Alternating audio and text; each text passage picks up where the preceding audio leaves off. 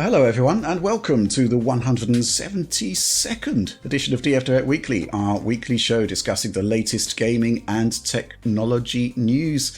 As always, shout out first of all to store.digitalfoundry.net if you want to support the team via purchasing our merchandising wares, including this bespoke t-shirt. And with that plug out of the way, let's introduce the panel.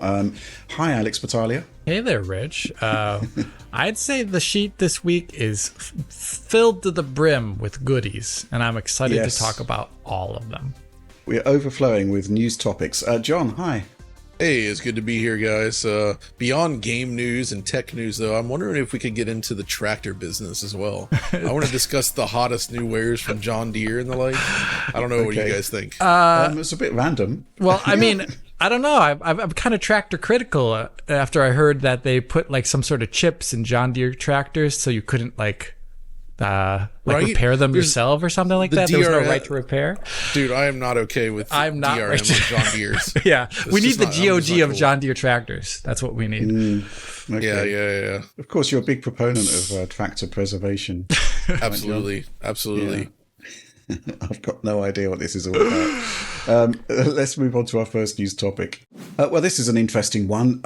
Obviously, Tom Henderson, the journalist, has established himself as kind of like the number one authority on Sony leaks, whether it's the handheld PlayStation that turned into the PlayStation Portal, PS5 Pro, cloud server details. I think pretty much everything that he's quote unquote leaked, or rather reported from somebody who did leak it, has actually turned out to be full on. And article arrived yesterday questioning whether the PlayStation 5 Pro will actually launch in 2024 or whether it will slip to 2025.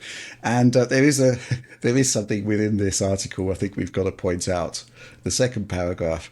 Admittedly, the more recent discussions about the PS5 Pro missing its holiday 2024 release have been fueled by my own tweet. Well, this is the thing. When you establish yourself as the number one source for Sony hardware leaks and you make a, any kind of comment, it's going to be picked up on and seized upon as ground truth. But it looks as though he's trying to possibly play it down, or at least share the details that he does have about the timing, right, John? Yeah, indeed. So I guess nothing had really happened or changed in the space for a while, and Sony's been very quiet, obviously. So this kind of feels like it came out of nowhere, but it's sort of just like a, as far as I know, nothing's changed kind of story, right? Mm-hmm. And based on what we've heard as well from various developers, like they have targets sort of like for this fall, where I guess was it like September or something, where it's like you're supposed like, yeah, you should have like a cutoff date for like everything past this point needs to support the PS5 Pro. You've got to take advantage of these features to some degree. I, for one, do still think that it's very likely that it will ship this year. I think the reason we haven't seen anything from them yet probably stems more from not wanting to cannibalize sales of the current PlayStation 5, right? If you announce like, oh, an updated model of your console is coming 6 months later, that could potentially have a very negative effect on sales of that current machine. Nintendo and Sony both typically work this way, where they sort of announce the hardware and then very shortly after it's released, right? Yep. Mm-hmm. The one exception I can think to this was when Microsoft revealed the Xbox One X as the Scorpio project, if you remember. Yeah, where they kind of that for a long time. But I think that's probably just down to the poor performance of Xbox One as like a, right? Where it's like, okay, guys, we got something coming. We heard you, and sort of build the excitement there. Where here, I don't think they need to do that. So, yeah. Yeah. Thoughts, Alex? Yeah, based upon also all the things that Tom's writing here, I also think due to the kind of empty schedule beyond Astrobot, I think Sony really could use some sort of pick-me-up towards the later half of the year. And new hardware plus patches for games and things like that. I think that's a way to revitalize interest in the brand after people are kind of like, right now, they're like, Sony's not putting out a lot of stuff, and we got to wait for the next. I mean, we don't have, some of the developers haven't announced things in a long time, like Sony Bend or Sucker Punch. We haven't heard from them in a while. But I think we're still, as a result of that, since there's a software slump, pushing a new hardware SKU right around that time seems really reasonable to me, and I think it aligns with everything we've heard elsewhere, as well as what Tom's reporting on here. Though I do find it very funny how this is like all self-referential reporting. There's only so much you can do there. But it's like, I reported last year on this, and I'm reporting again on what I reported on. And there was a line in here that I quoted earlier. Documents sent to me in mid-2023 showed the PlayStation 5 Pro release date, which, if memory serves me correctly, was in the latter half of November 2024. Either these documents went missing between then and now, or it's just a funny turn of phrase, but it is very self-referential reporting that I found very humorous. There's an argument that there's not going to be any sort of quote unquote first party bangers to accompany the launch, but I'm looking back now to 2016 when the PS4 Pro launched, and there wasn't really a massive Sony first party juggernaut. Wait, wasn't there Knack 2 around that time? Yeah, there was admittedly The Last Guardian, but that came out in December after the PS4 Pro, and so I don't think the fact that there's not a major first party title is anything to actually stop the release of the hardware. What it does mean is that you can go back to the existing games that are actually they can be kind of renewed to a certain degree by having 5 Pro patches. So I don't think that's a reason to delay it. And it just, it seems to me here that this article is mostly about trying to clarify what may actually happen with actual sourced materials, as opposed to, maybe trying to sort of dampen the sort of delay panic that a seemingly innocuous tweet has caused. That's probably one of the reasons the story was made, because we've heard it's been radio silence from Sony, and since Tom was the source of these leaks originally, he's probably sort of like trying to calm some fears, or be like, no, I'm right, I swear, that kind of thing. The timeline is looking incredibly similar to 4 Pro. It is, very basically much. Developer details sort of cropped up around GDC time in 2016, and 5 Pro GDC time this year. An event in September does seem likely if there's a requirement for all games shipped after a certain point in September to support the 5 Pro, and then you've got a couple of months of ramping up of PR until the thing comes out. And so I'm all in on it. I think it's probably going to happen. What can I say? I could see them also. I could see them revealing at least another big game alongside this. This feels like a great opportunity to showcase, say, Ghost of Tsushima 2, for instance, because it is a big popular game. So not only would people be paying attention for that would also get eyes on the PS5 Pro, right? So I get what you're saying. So it wouldn't actually be alongside the launch. Correct. I don't necessarily think it would release with the system, but I think they could reveal it with it. You know what I mean? Yeah. Like, here's what you can do with the system, and Sucker Punch has been working with it, kind of thing. Yeah, that's kind of what they did with the 4 Pro. They had that launch event in New York that I went to, and we actually got to see Marvel's Spider-Man, the OG, running on PS4 Pro. And, Mark Cerny was talking about HDR and 4K, and lo and behold, you see that within the sizzle reel, and it's looking suitably 4K-like. And that was great. So maybe there could be something like that happening. Right. I think nothing has really changed here. I think it's still likely to happen in 2024. I'm really looking forward to it. And I still think the existing challenges remain, which is, how do you market a machine that's going to look really good at 4K when you've kind of already got one? That's the challenge, right? How do you market this one without putting down the old one? Yeah, absolutely. Yeah, I guess the argument is that it is exactly kind of the sub argument that was put forth for PS4 Pro was even if you've still got a 1080p screen, you're going to reap the benefits through the improved performance, the super sampling, etc., etc., etc.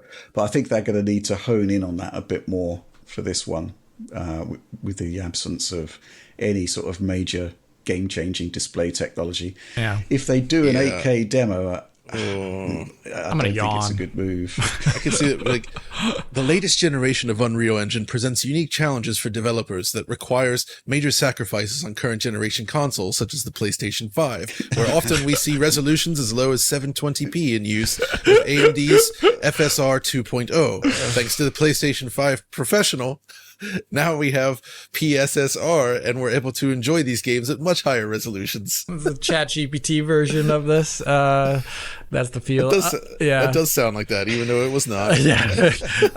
But yeah, I'm still intrigued about the cell, how you sell this to the cell processor. Yeah. Oh yeah, that's it. Yeah, because with the last presentation, there was I think it was really obvious just in side by sides. You could just show like the 1080p versus the 4K, and it's like a massively larger image, regardless of how it's constructed, and that just appeals to people's brains. It's a bigger image with more detail.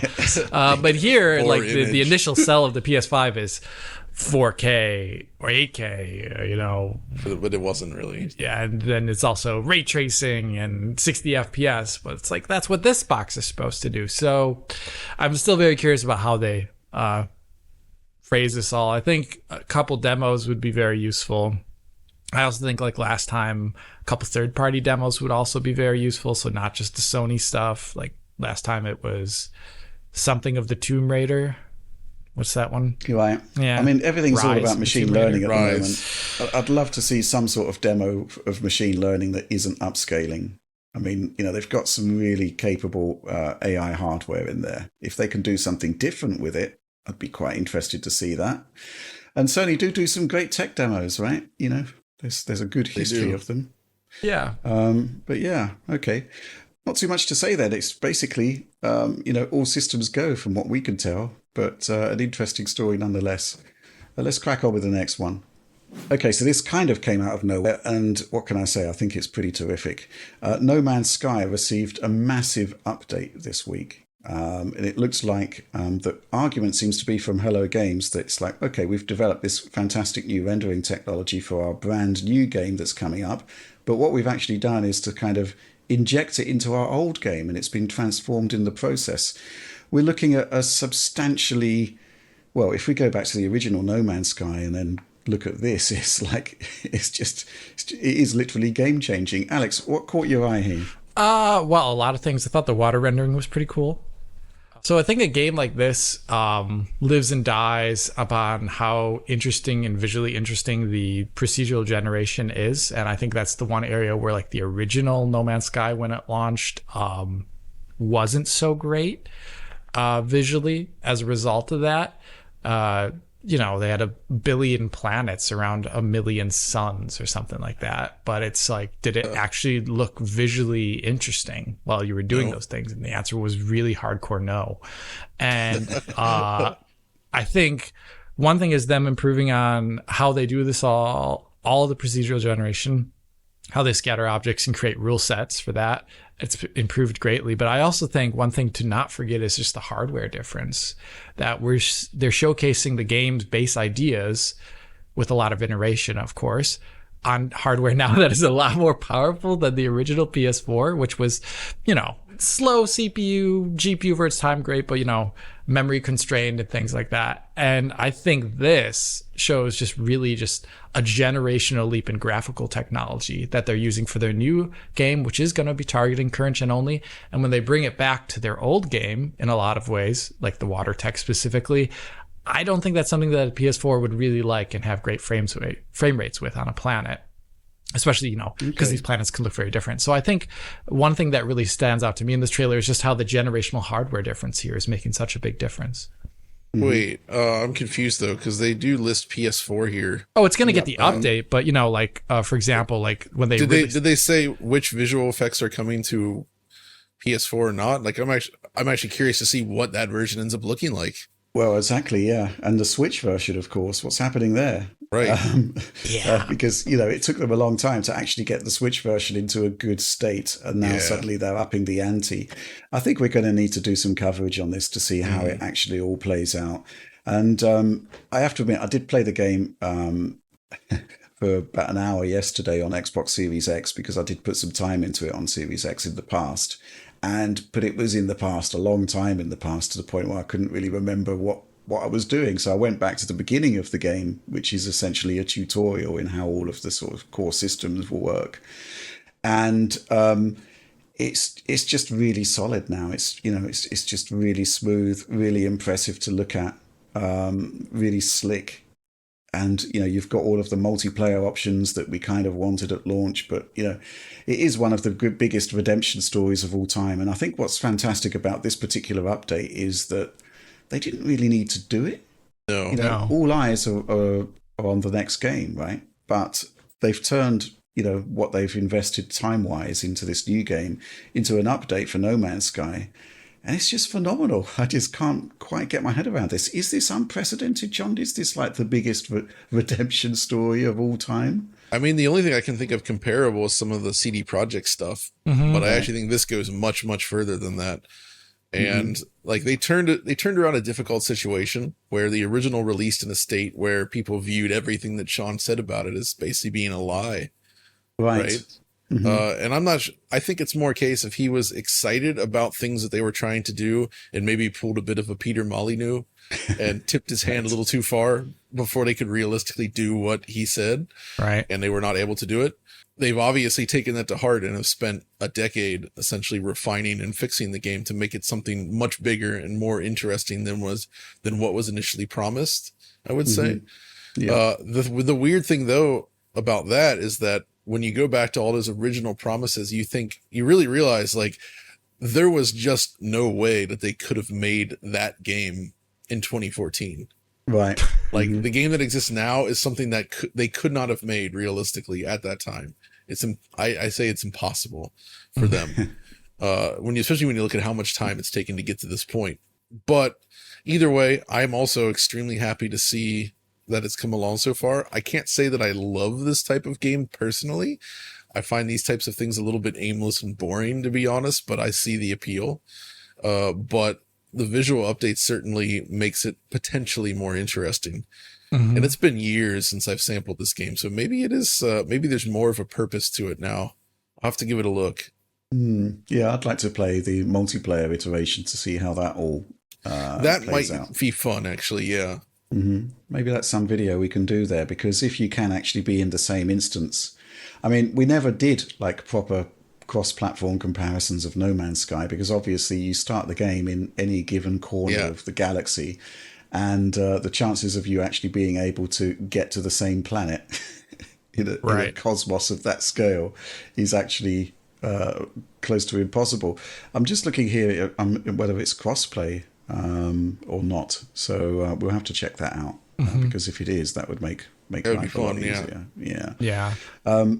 Any final things to say there, Alex? I think it's something that we probably should cover in some way. I don't know how possible it is, but is it possible to load up that original version of No Man's Sky from a disk and show it next to the current iteration on like a PS5 or PC?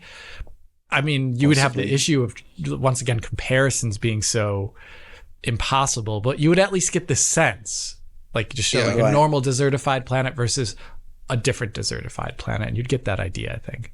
Yeah, maybe there's the disc version on PlayStation 4 or Xbox that could be used. Maybe there's a dare I say a quote unquote cracked version of the original PC release that could be used as a reference point. Or maybe I'll just talk to Hello Games and see whether there's something we can do about that. They would probably love that. Because I really would love to chart the progression of this game. I think it's something to be celebrated. Right? I mean, I just don't think I've ever seen anything quite like it in terms of, not just the redemption story, but just the dedication from the developer to actually making a game everything it can possibly be. And just, how could I say it? I'll just say it again. There's no reason that they needed to put this out there. They've got the new game coming. I'm sure it's going to be awesome. But they did it. They went ahead and did it. And there's been a huge series of what I would describe as massive feats that Hello Games have accomplished with this, and do honestly think it needs to be celebrated. I think the other, there's so many things that just come to mind. I loved the fact that they went back to the Switch version, optimized it, made it better, introduced their own version of FSR2, a lightweight version of FSR2 for Switch. That's nuts. That's awesome. and this is looking great as well. The volumetrics are looking really awesome as well. Yeah, they look cool. It's just so much going on here. I do think we need to take a look at it. Any final comments before we move on?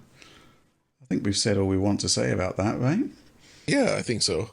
Okay, let's move on. Excellent video that arrived from Level 1 Text this week, delving into the thorny issue of what on earth is happening with the stability of 13th and 14th generation Intel processors. Something's going on there, and the extent of it is such that there's a note on Epic Games' website about using these processors with Fortnite. One of the biggest games out there at the moment. There's kind of cautionary notes about using these processors.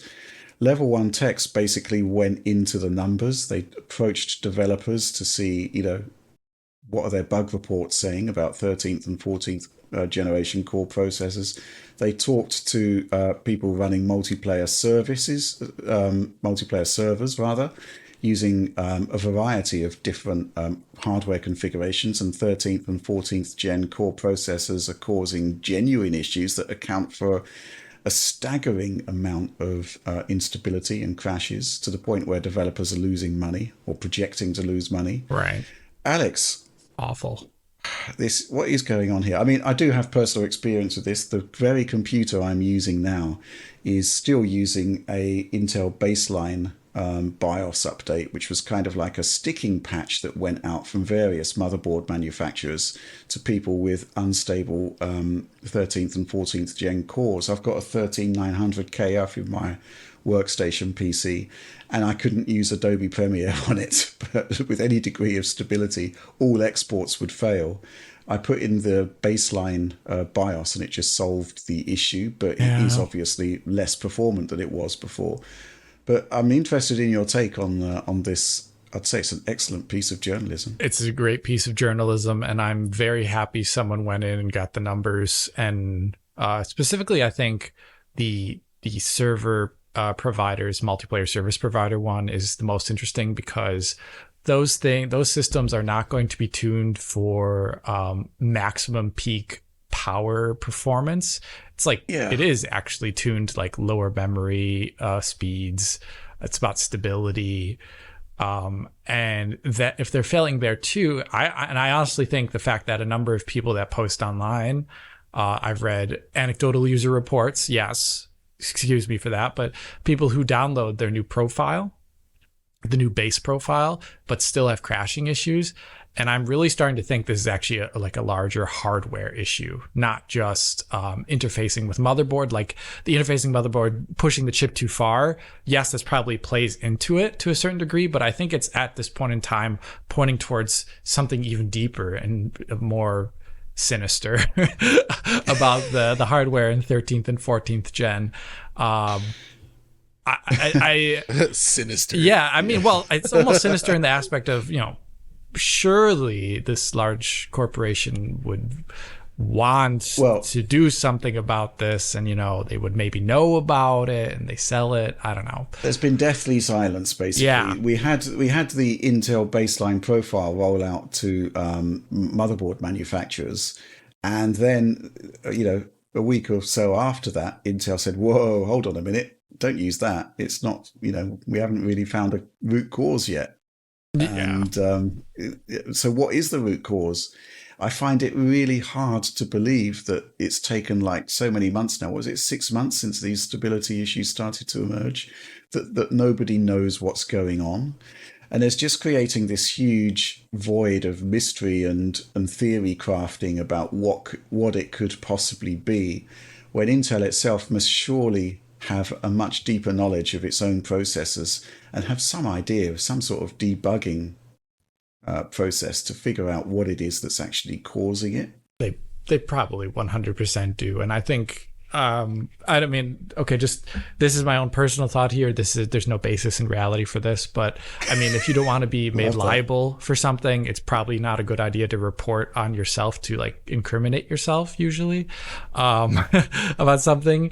So you're saying they can't fix it? That's I mean, theory. well, I think the baseline profile and the fact that people still have crashing and the servers are crashing, and I mean, there's and it affects a certain bunch of hardware. I think it's 1300K, 1400K, as well as some 7 series, right? Is also minorly affected. And there's a handful of crashes also for the 600K series of, I think, as well there too, as part of the statistics where they're over-representative in crashes for things like driver DLLs, NVIDIA driver DLLs. And NVIDIA is also pointing at Intel.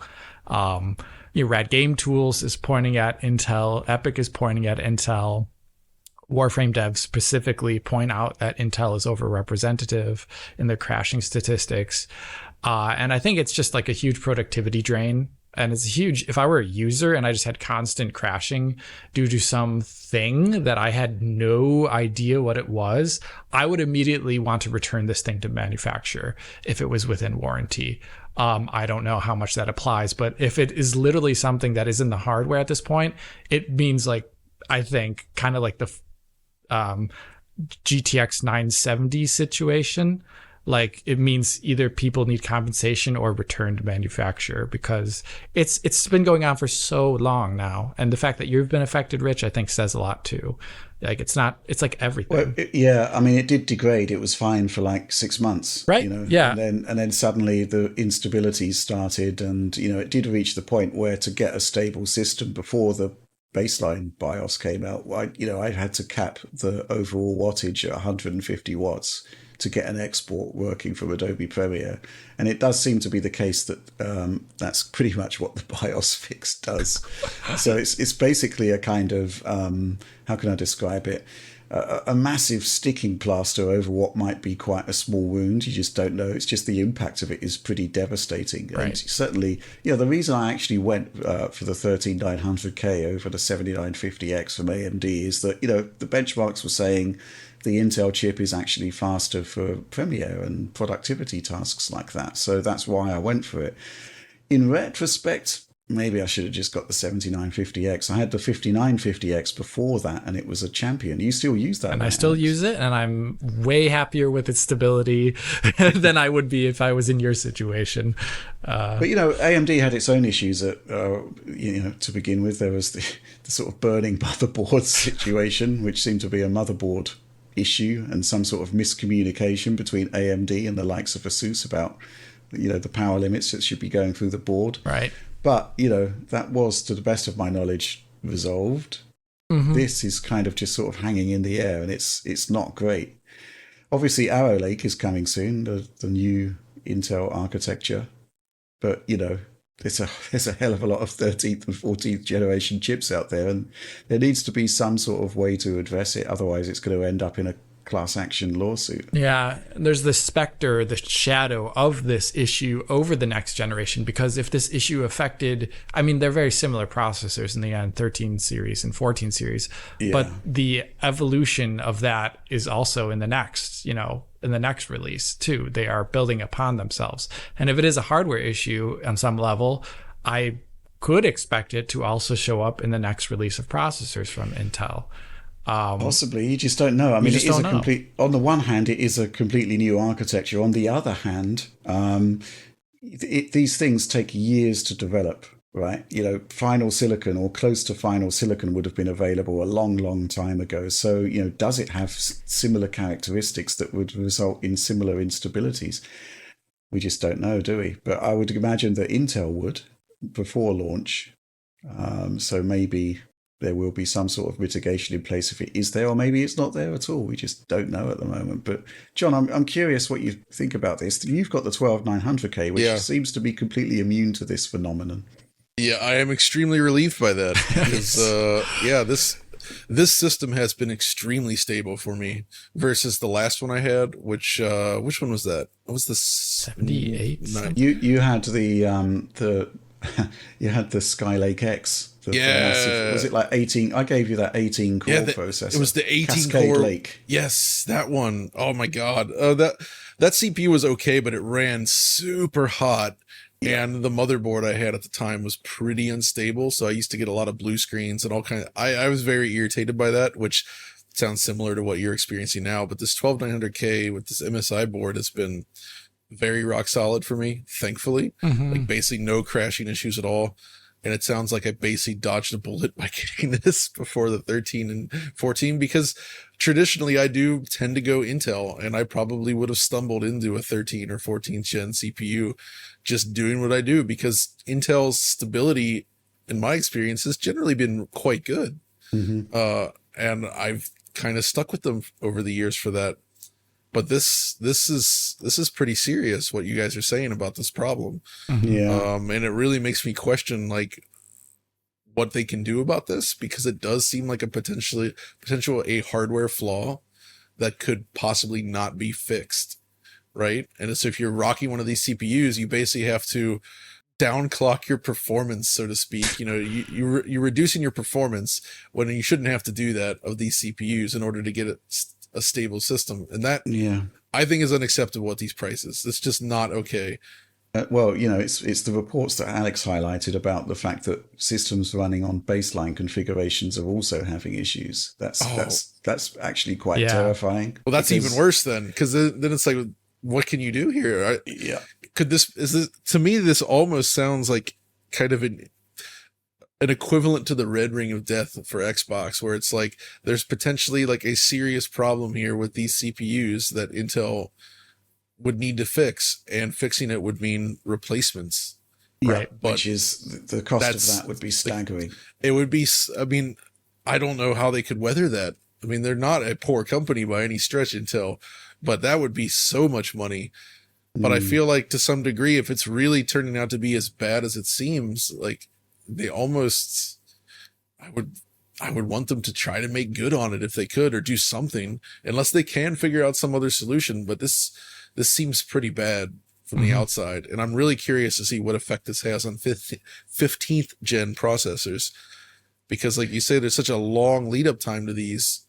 Like, well, there's no longer a 15th gen. It's Core Ultra. Yeah, the new name. It's a rebrand. It's yeah. Okay. I'm still not super happy about that, but we'll leave it. That's right. That's right. They're changing. I think if they're going to do a rebrand, they should have just dumped Core as a concept and just done something different, because right.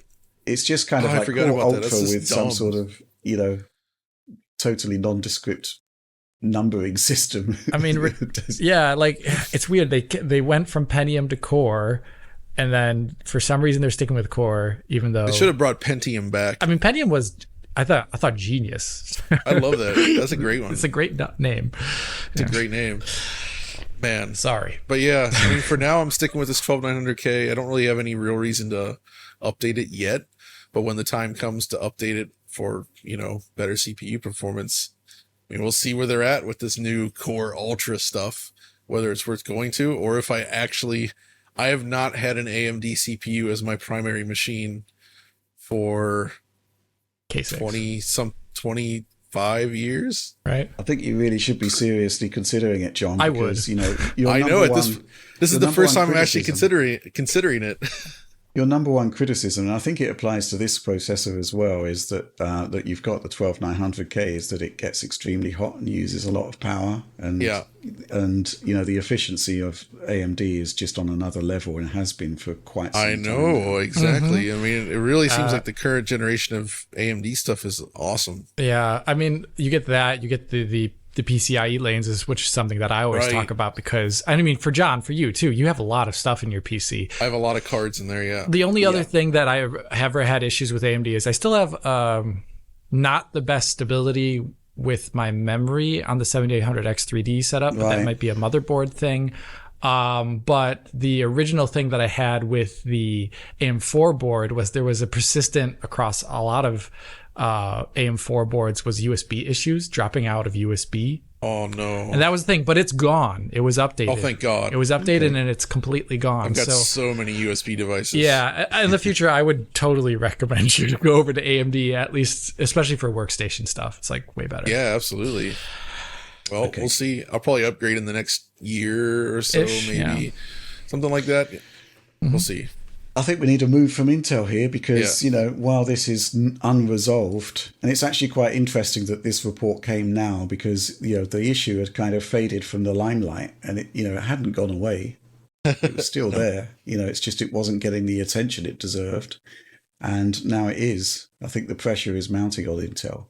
But with that, let's move on to our next news topic. I'm just looking at the docket here. It's saying GPUOpen tech presentations with Alex. Sure. So Alex, something's going on in AMD land. Tell us what's going on there. Yeah, I think AMD's background graphics research has been really great the last couple of years. They've, through GPUOpen, released a number of things that I thought were very interesting.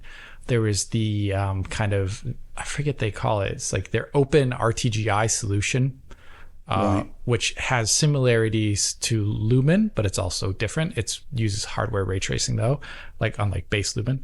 And a couple other presentations, but these most recent ones they put out, there was 2 from a grouping of 4 from GPUOpen that I thought they were interesting. The first one is HP Lock, super fast, high quality BVH construction, and the second one is a DGF, a dense hardware friendly geometry format for lossily compressing meshlets with arbitrary topologies. Now, those sound like a big group of silly words in a row, but the first one, this HP Lock thing, these are both trying to solve kind of open issues to a certain degree, or come up with new solutions, approaches to open issues and just hardware ray tracing.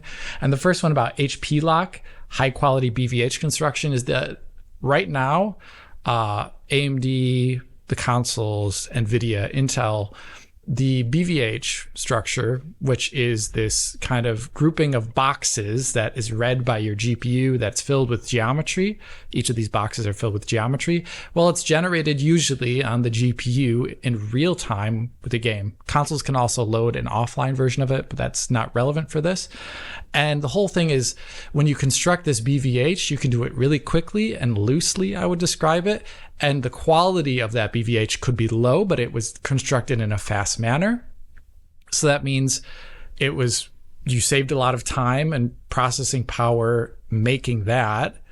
But when you trace through this BVH structure, since it was made loosely and poorly, the tracing times can explode and they can get really long. So there's this weird balance right now. And currently Intel, AMD, and Nvidia do not have any sort of hardware in their GPU which is doing the construction of the BVH. It's all done through some sort of form of just general compute.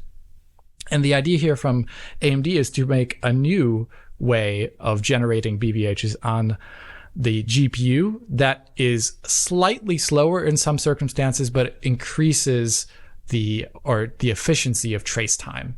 And I think this is cool because this could allow for greater construction of BVHs on GPUs. And since this research came out, it opens the eyes of other makers, like the other IHVs like Intel and Nvidia. And in the future, future driver versions or future versions of hardware that come out from all of these companies as influenced by this paper, we could have much faster tracing and better quality BVHs on our GPUs. I thought that was really cool. The second presentation, DGF, a dense hardware-friendly geometry format. This one is almost like a response to the existence of Unreal Engine 5.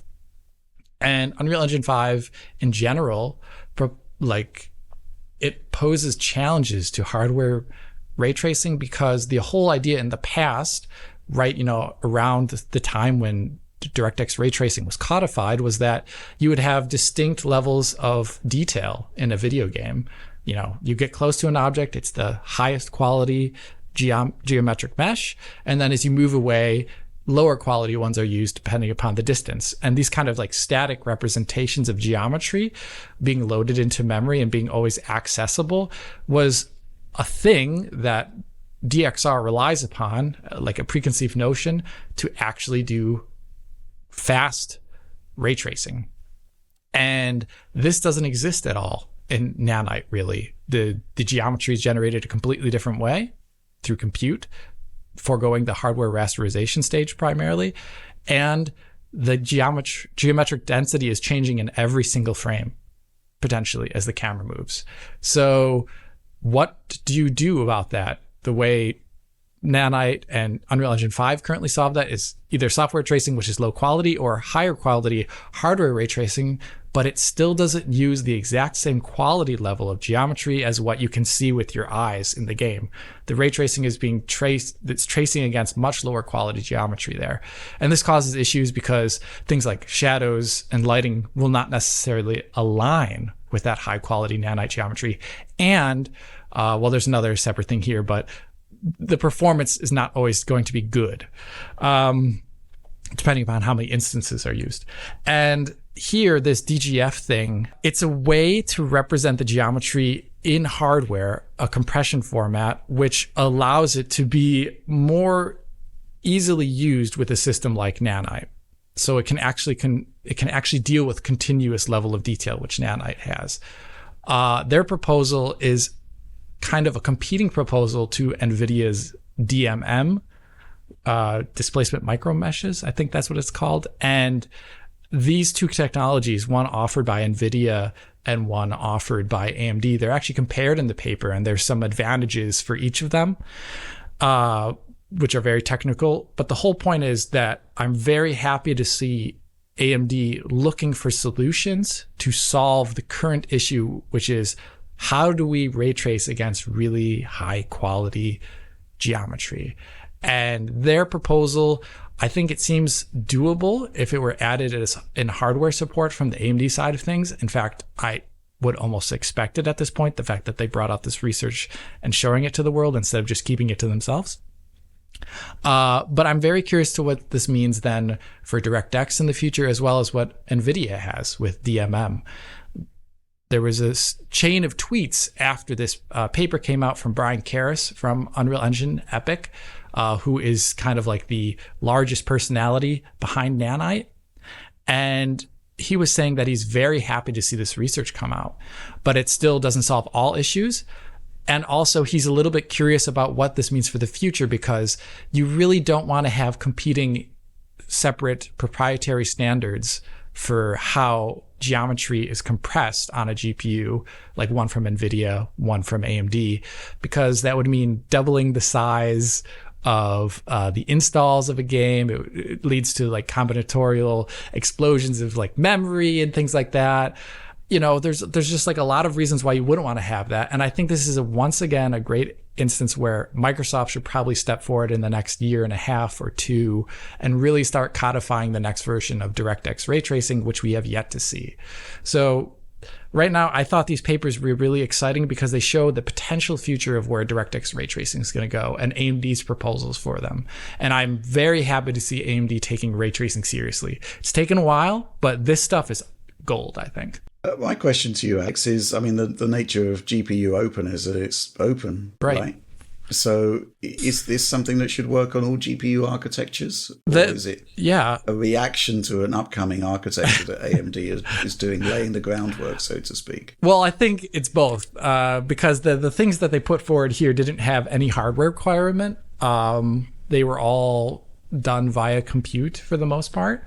And they, at the end of the DGF paper, they mention that right now this is unfeasible from a performance standpoint due to lack of hardware support.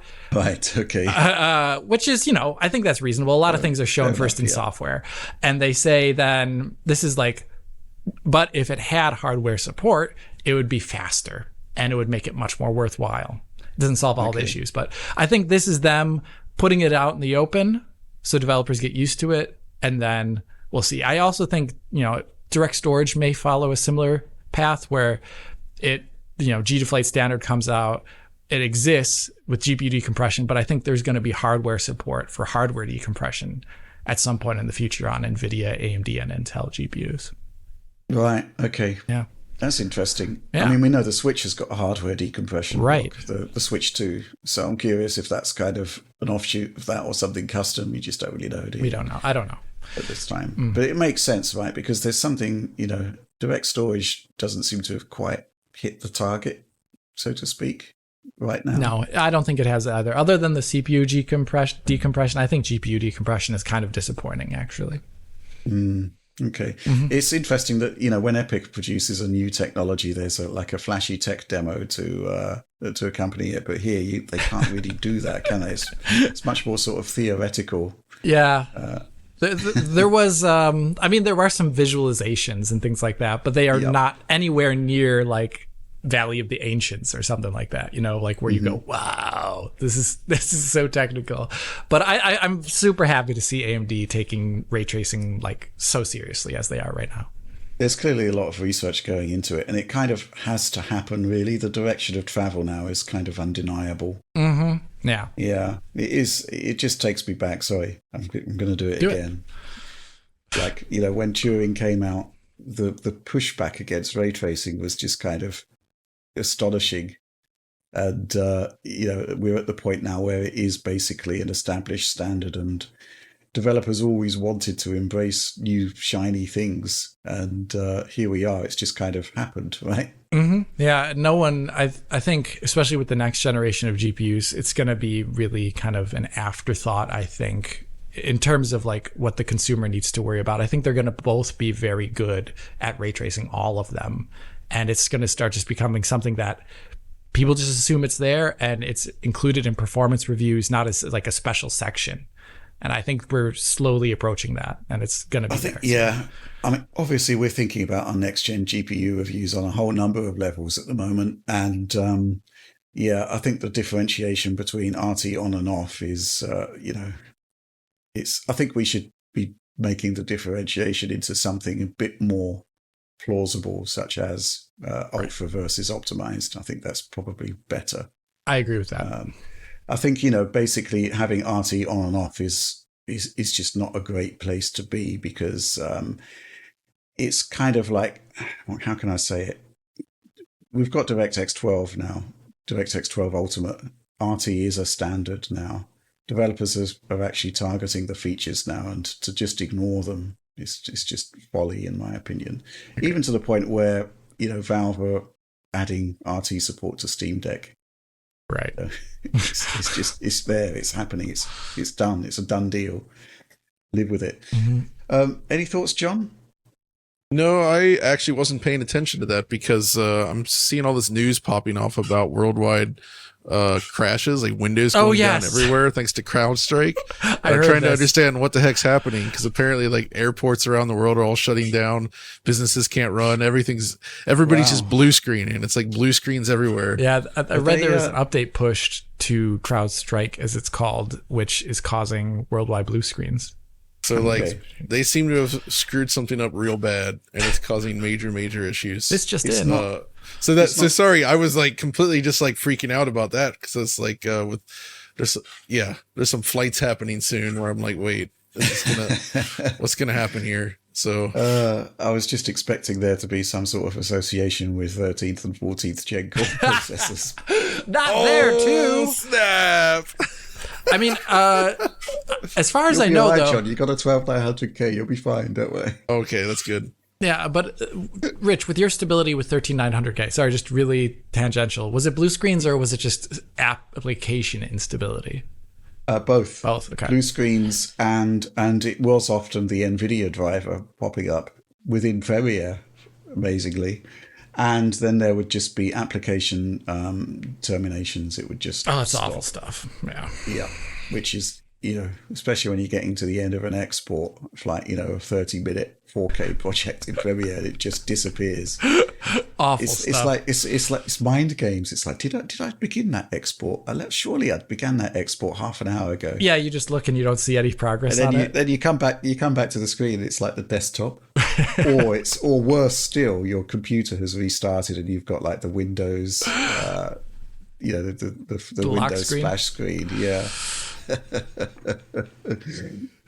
Mind games. It just wasn't great.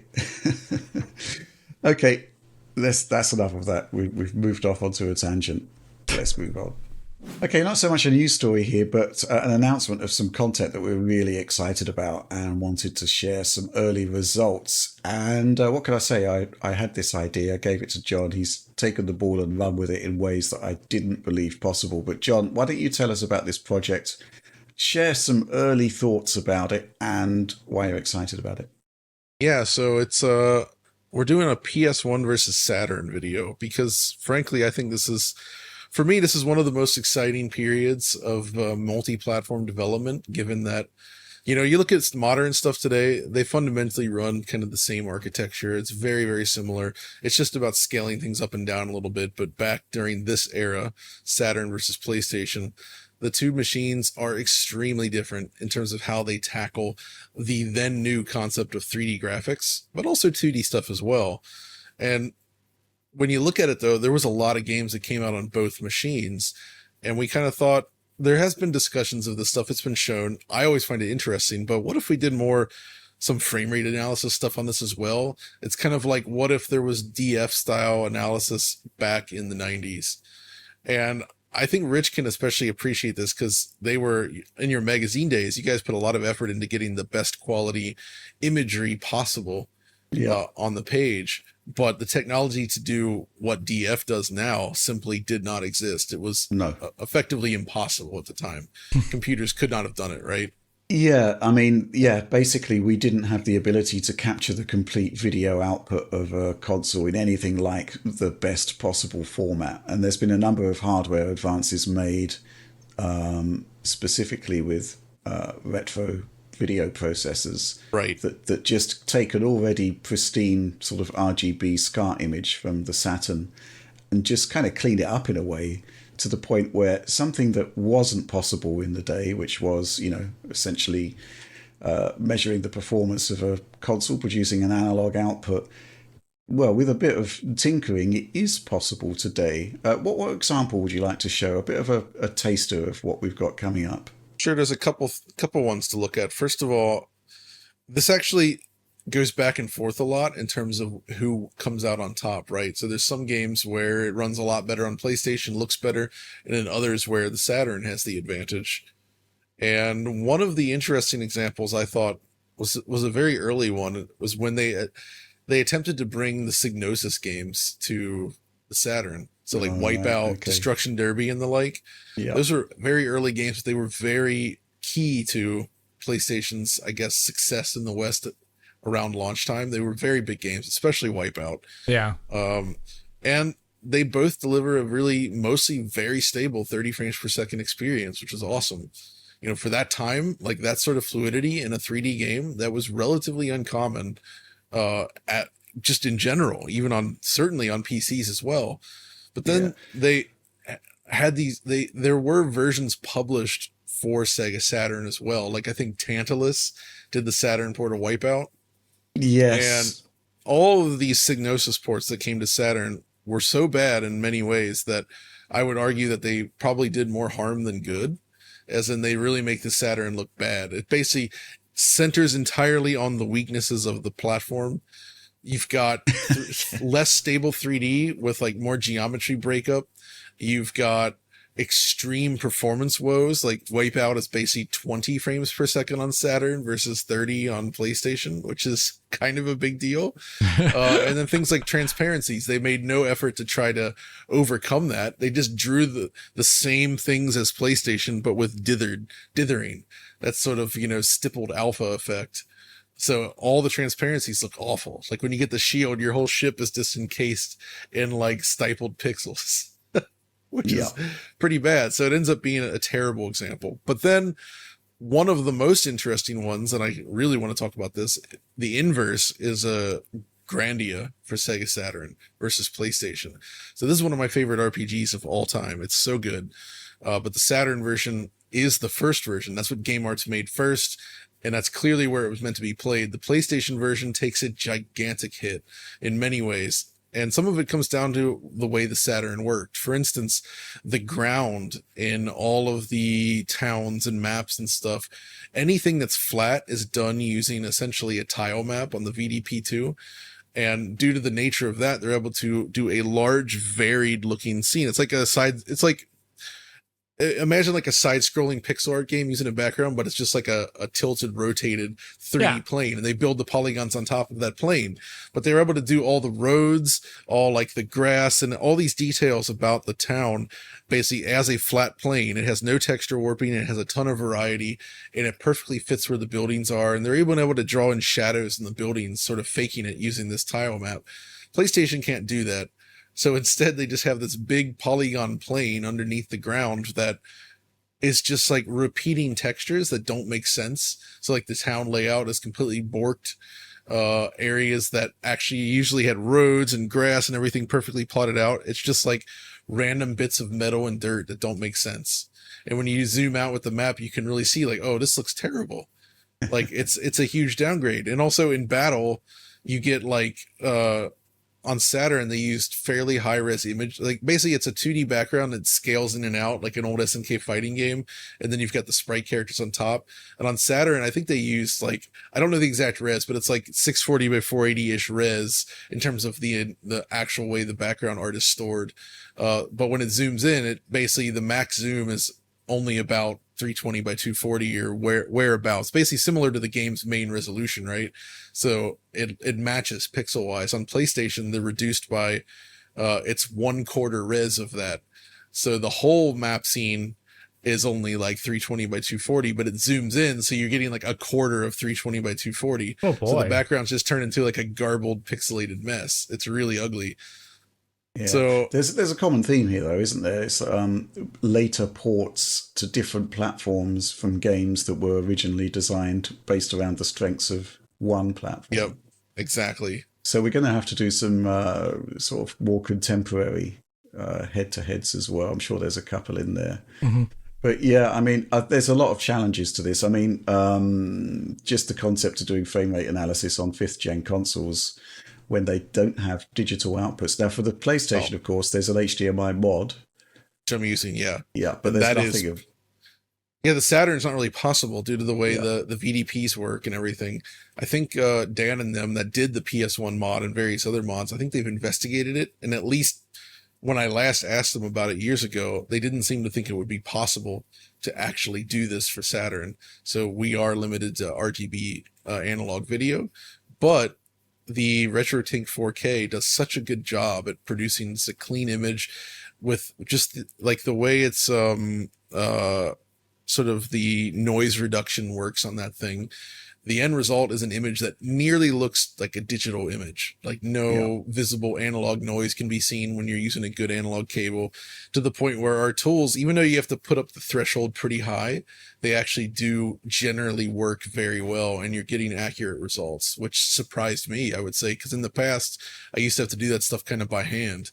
Yeah, because the analog result was really messy and it just takes hours and hours and hours. But now it actually works automatically, which is great. So this is going to be a pretty big project. It's not going to be completed anytime soon, but it's going to be awesome, I think. Yeah, I've just been gathering all the assets so far. I haven't written anything yet, but I'm just going through. I made a whole spreadsheet of all the games to capture. I'm also going to look at things like the homebrew updated version of Dracula X Symphony of the Night. Oh, that's a good one. Yeah. Where they patched the Saturn version to make it a lot better, but it's still not entirely fixed, as we'll get to. But I wanted to look at that, and there's a ton of stuff in here. Okay, awesome. Let's move on. Alex, I'm coming to you again because you've updated the docket with a very intriguing topic name here. It just says fixing Unreal Engine issues. Oh, yeah. So take it away. What's been fixed or what is being... Okay. Nothing's been fixed, unfortunately. Topic. But, yeah. This is mainly... Nothing's been fixed because that's the whole point of the discussion. But basically, there have been 2 presentations at Unreal Fest that I was linked in the past, and I mentioned it actually last week as an aside, but at least the presentations have been published at this point. The videos from these presentations haven't been published, and these are... Unreal Fest is mainly about third-party users of Unreal, kind of talking about their experiences with making games on the engine and all the things around that. And there were 2 presentations, one from Jaroslav Tomasz Rudzki. Sorry if I pronounced your name incorrectly there. How small open doors can lead to better CPU utilization and bigger games. This is from CD Projekt Red then. The second one is from Grant Johnson from Creative Assembly. Right? That's their name. They were making the game Hyenas. Yes. And that was based on later version of Unreal Engine 4 with some Unreal Engine 5 backporting, I believe. And that game was canceled, but they still did a lot of technology investment in it. And I think it's going to kind of pour into their next project at some point, whenever that is. And both of the presentations are almost about the same core issue, is that when you move around in Unreal Engine games, there are a whole variety of sources, not just shader compilation stutter. They actually basically don't even talk about that. There's a variety of sources in Unreal Engine 5 and 4, which cause it so that there can be large frame time spikes. And they all come down to the fact that the engine is built as a great general purpose tool to allow small teams that don't have engineering experience or time to make a game. But as soon as the game is filled with a lot of content and a density of content and a great variety of content, the loading and deloading, as well as the actualization of like gameplay code per frame, it's very variable when you start moving around. And the game engine for both of these games was not purpose fit for what they want to do. CD Projekt Red, here they're basically talking about making dense open world games, and they're saying the engine as it is and was not good enough for us to get good performance. We got big frame time spikes when going around the game world. They don't want that because they're CD Projekt Red. And for Hyena's case, the way the game world was constructed with a lot of unique instances, as in objects that were placed in a certain way, and a lot of them, well, it led to massive frame time spikes when they were walking around their world, which didn't work at all, of course, for a fast-paced shooter that's supposed to be hitting 60 all the time, right? So they both came up with very unique solutions to fixing the issue. In CD Projekt Red's case, it's kind of like cutting out and ignoring aspects of like feature sets of Unreal. And in the Creative Assembly case, it's about them actually completely going around Unreal's primary setup of how rendering is done and making their own. And they're both kind of involved presentations. Sadly, though, I don't have the notes for the CD Projekt Red one, I believe, but the notes are fascinating for each one. So if you want to, these link, you can find them online, and I highly recommend reading through them. But the general idea is to get good performance, developers that really care about that can't use base Unreal Engine for a variety of reasons, depending upon their game type. And I think both of these presentations really emphasize that if you want great performance, you have to roll your own aspect or limit the capabilities of the engine, limit it to like a subset of its features to actually get good performance, and then work from there. That's kind of like what CD Projekt Red is about. That's a kind of nuclear option, though, right? Because, you know, surely the point is to lean into all of these features that Epic has developed. Yeah, I mean, a lot of them are about like, so they're not saying don't use Lumen or something like that. They're not necessarily saying that. They're saying, well, don't take advantage of this like way the actor system works. Use something different than the actor system. Right. That, you know, don't rely on blueprints. Like that's something that the presentations don't really talk about, but you know, like these are just like generic things. And to me, I think this is a great discussion because we've had this in the past before when we talked about Unity, where we think like Ori and the Will of the Wisps is a great running Unity game. But then John has all these 50 hertz and 60 FPS container games in his brain at the same time, right? Right. Like when you use the stock engine for something more ambitious, then you just start running into issues. And I don't know how you feel about this. Like, do you think it's like, where's the responsibility at the end of the day here? I'm asking an opening question to you two. Like, is it Epic side to provide an engine that is perhaps more performant in some ways, or is it the developers who should really be taking this to task? I mean, I kind of feel like this is somewhat on the developers, in that they're the ones that decide the scope and direction of the project, right? Mm-hmm. And a lot of this stuff you should be aware of. I mean, I understand that things come up during development. It's a very difficult situation, but truthfully, you would want both to come together and work in tandem, where it's like, okay, this is what we're trying to do, and Epic would be there to potentially support them in their endeavors, and you would hope for a nice collaboration. Mm-hmm. But Rich? I don't know what to say about it because, yes, on the one hand, it's going to be the developer to choose which engine they're going to be using for their projects, right? And I suspect these decisions are not taken lightly, but at the same time, it might be the case that, their publisher has got a block deal with Epic to use Unreal Engine, so it might not be a decision that's actually in their hands as such. But on the flip side, if we're seeing systemic problems with Unreal Engine that are manifesting in a range of games, surely it's it's down to Epic to fix it. You would think. I know that's it is having a game changing impact on titles like I'm going to say it, Jedi Survivor. That had issues with Fallen Order. Those issues were still there in Survivor. It's problematic, and it's not just that as well. I mean, even if we're thinking about companies with a proven history of quote unquote bespoke technology, you don't really get much better than Housemarque, but Returnal had issues, which seem to be Unreal Engine related. They do. So there's a lot going on here. I don't think there's one simple answer to your question, Alex. Unfortunately, that's the kind of how do you call it? Like the dialectic here is like it's kind of like on both, and they rely upon one another. In this CD Projekt Red presentation, they're talking about using like different streaming, and the thing is, some of the things that they worked on are to be merged back into Unreal Engine. Yeah. And I think that is part of the technology collab that needs to happen as a part of this.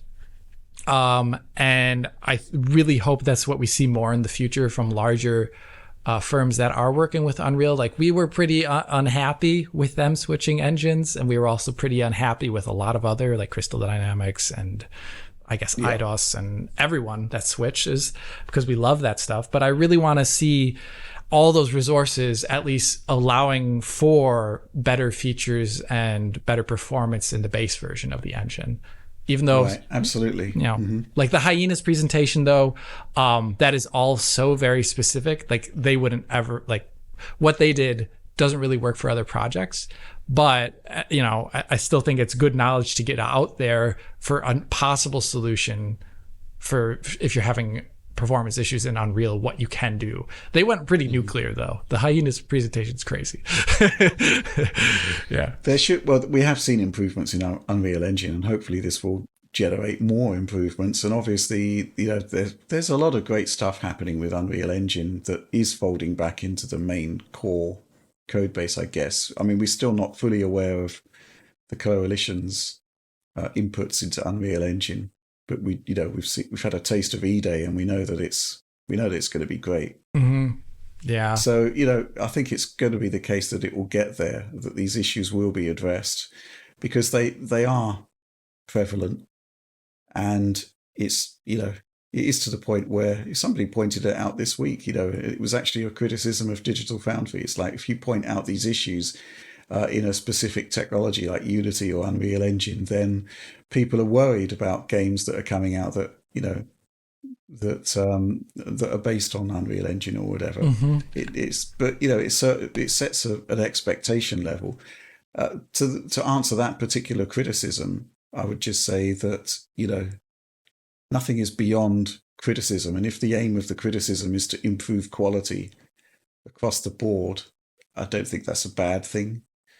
I don't think so. You can't really hand wave away technical issues, in the same way that any reviewer can't hand wave away, issues that they have, which may be of different discipline, right? It's just how it happens that we concentrate on technology. Yeah, that's the way it is. But yeah, interesting presentations for sure. I mean, I just feel really sad about hyenas. Yeah, they poured What so a much bummer. work and effort into that, and Sega, it's such an expensive project, and it just disappears. It's kind of sad. Why would they even have funded that in the first place? I don't know. It just feels like that the writing was on the wall from the beginning. These types of games, like succeeding, Extraction it ain't shooters. easy. Yeah. Like it's such a tough market. I don't know. It just feels like way too risky to have even invested in this in the first place. I mean, I'm hoping though that this presentation shows that they're going to use the technology that they did develop it for some other project in the future. Alien Isolation 2, for instance. That would be sick. Oh, hey. Yeah. Yeah, really, seriously. I think that's in development. love that. Has that been rumored? Has that been rumored? Wait. An Aliens project by Sega? Am I making things up? There is a VR Alien game Maybe coming, that's what I'm for thinking sure. of. I hope not. But I don't know about Isolation not. 2. I really, really, really hope that happens. So that would be sweet. Yeah, it's such a I good love game. that game. Still looks amazing, too. Oh, yeah. Absolutely. Okay, let's move on to the next topic. And this topic is actually, well, we're not moving that far forward. We're still talking about Unreal Engine. But this time, Alex, this is another sort of, enigmatic docket Yes. edition. Gears Ultimate Edition, effed nearly a decade later. Yes, thank you. I did So write this that. is quite interesting because you did share some assets with me, and my first reaction to it was, did the coalition really do this? Mm-hmm. Yeah. Why don't you tell us more? So I got pinged, I think it was on Reset Era, about people. There was a thread about replaying Gears 1 in our year, like, well, how would you replay it? What, the year of our Lord, The year of our Lord, 2024? yeah. 2024. I was going to say that, but I stopped myself. I did it for you, don't worry. And there was a question like, okay, should I play Ultimate Edition on Xbox? Should I play the original PC version? Should I play the original Xbox 360 version? Well, that's an interesting question because you basically lambasted the PC version in your Retro PC Let's Play. Yeah. Lambasted. Yeah, I think it isn't so great, but I think now with like modern hardware, you can push at least through the performance woes for the most part. Which is so a slight recommendation towards that, except it's attached to games through Windows Live and all these other things that are not so great. And also requires some very specific things to install, like the original disk and patches so that it actually runs on modern Windows. You have to run it in Vista SP2 back compat mode, all these other things. Okay, ignore that for now. But the whole point was another question in the thread was, well, what about Gears of War Ultimate Edition, the Coalition's original game they made, and there was a PC port, right? Yeah. And because the original Gears of War Ultimate Edition, I believe, is still stuck at 30 FPS on Xbox back compat. It is, yeah, I believe so. And it's also still 1080p with FXAA, I believe. And so it's not the greatest presentation now of days. And okay, well, what about the PC version? Surely that should run really well now, a decade later almost. And the thing is, it doesn't. And that's really messed up. It's really rare to see this kind of issue with a game where I loaded up on the 7800X 3D, and originally I played it at 4K 60, and I was like, this seems kind of fine. Then I unlocked the frame rate, and I realized it was just barely above 60 FPS most of the time, unlocked. Same. On a 7800X 3D. And it would dip below into the 40s, actually, in certain sections on a 7800X 3D. Not at all GPU limited in any sense of the word. It's like 20% of the GPU is being touched, probably. And this is messed up. And apparently, according to PC Gaming Wiki and a lot of other threads you can find online, it used to run well, but then after a Windows 10 update, it stopped running well. Okay, right. That's interesting. This is bad, I think, because usually a game, this is a Game Pass game, by the way. So that's how I played it. I got it working. A rare moment for Game Pass on my end. And I downloaded it. Again, Alex. And the only like, it is like, I'm on a 7800X 3D and it's dipping into the 40s at some point. You just like look in one direction and it's 200 FPS, and then you turn around and it's like 70-ish or so. And that's on a 700X 3D. If you're on anything lower, which a lot of people are, it's going to be into the 40s or 30s maybe in such an instance for a game that came out in 2016. And it just doesn't have any consistent performance throughout the entire game. And I really think there should be something done about this. Because the Game Pass game is pretty broken that is on the service for PC, and it's one of their own first party published games, and it most likely requires probably a simple fix. And I really hope that me mentioning this, maybe there's a little bit of grassroots here to get some information or at least some sort of promise or something out there about this game, because I think it's really bad to have a game on a service being sold that doesn't work very well at all. So yeah, if you're watching this, if you can, make a tweet about it to your local Microsoft representative or to Gears of War Coalition. Hey, fix your game. It requires an EXE patch or something like that. But I couldn't get it working well at all. It's really bad. Okay. My question to you, Alex, is this concept of the Windows 10 patch that effed it up. Yeah. Is it internet folklore, or is there actual factual basis for that being the problem? So I don't have any factual basis for it, unfortunately. Okay. It's complete folklore. And the unfortunate thing is I never played this at launch, but I remember it had the reputation at launch of being a stuttery, not great port. It's one of the first DX12 ports to PC. Right. And I don't know if it was always this way and people just didn't talk about it so much back then, but yeah, it is now a thing that people talk about. Okay. I don't remember covering this one. I covered Ultimate, but just on Xbox, I think. Yeah. It was one of my earliest voiceover videos. Yeah. Mm-hmm. And yeah, I know what Rich is thinking about, but the question is like, I don't know what's responsible party at this point, but I just really want it to be fixed, because I think the Ultimate Edition looks pretty great. It's cool. And except PC, the rain. Yeah, except for the rain on the third level. Yeah. It's bad. I think, yeah, this series requires a better legacy, especially with E-Day coming out now. And I don't know if it means them reporting the game to Xbox Series X or just updating it with a patch, but I would really like to see this game not running like this now. Okay. So going back to the original point of what is the best way to play the original Gears, it's not the original PC version, right? I believe there was an Xbox backcompat enhanced version that runs pretty well. I think, is it 4K 60 at this point? I'm not sure. Of the OG? I don't believe so. No, Gears of War Ultimate was the game they showed us for resolution boost, remember? Yeah, but I'm talking about the original, because they obviously did. They did upgrades. I think Gears 1 is still original res. Mm-hmm. Right. I think Gears 2 and 3 are now 4K. Gears 2 is 4K 30, and Gears 3 is 1440p 60. Right? You're right. Okay. Something like that. Yeah. Yeah. But I think Gears 1 is the same, but is it 60? I actually don't remember.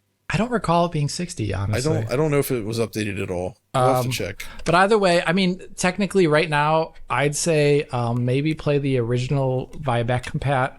And if you can find a DVD of the original Gears for PC, it'll have some minor issues, but it can run at 60 now.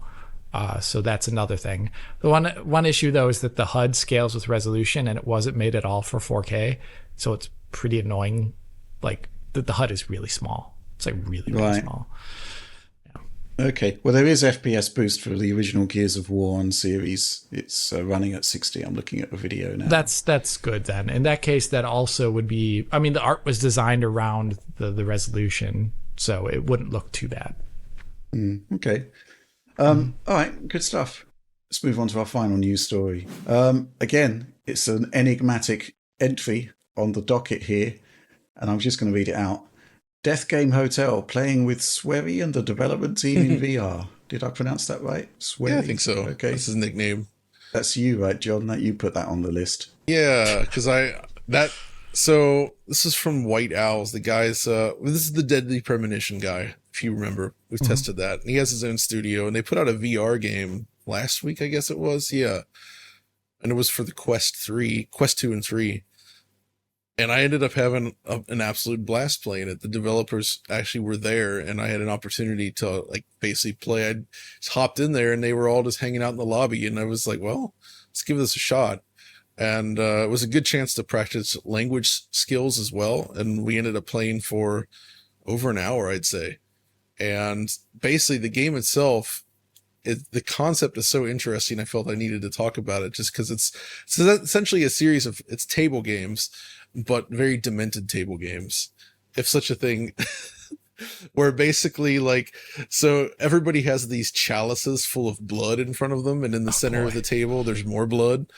And essentially you have these chips. They're almost like, or like these like stone tiles, and each tile has a different effect. And the idea is that each of these chalices can be, you can put X number of tiles in them, but you can't see how many can go in your opponent's goblets or whatever chalices. And if you're basically trying to get rid of all your tiles by dropping them in here. But every time you overflow a chalice, one of the candles in the middle goes out. And when they all go out, you're visited by essentially the Grim Reaper. And at that point, you have to bet one of your body parts. And if you lose one of those body parts, the way it interacts with the game is so interesting. So first of all, it's in VR, your mic is active. We're able to just converse and chat with everybody in the room, which is great. So like, let's say you bet your mouth, for instance, and you end up losing that round, and then the Grim Reaper comes and slices your mouth off, which, by the way, they show in a very graphic way, like literally like a fire hose of blood squirting out from whatever limb you just lost.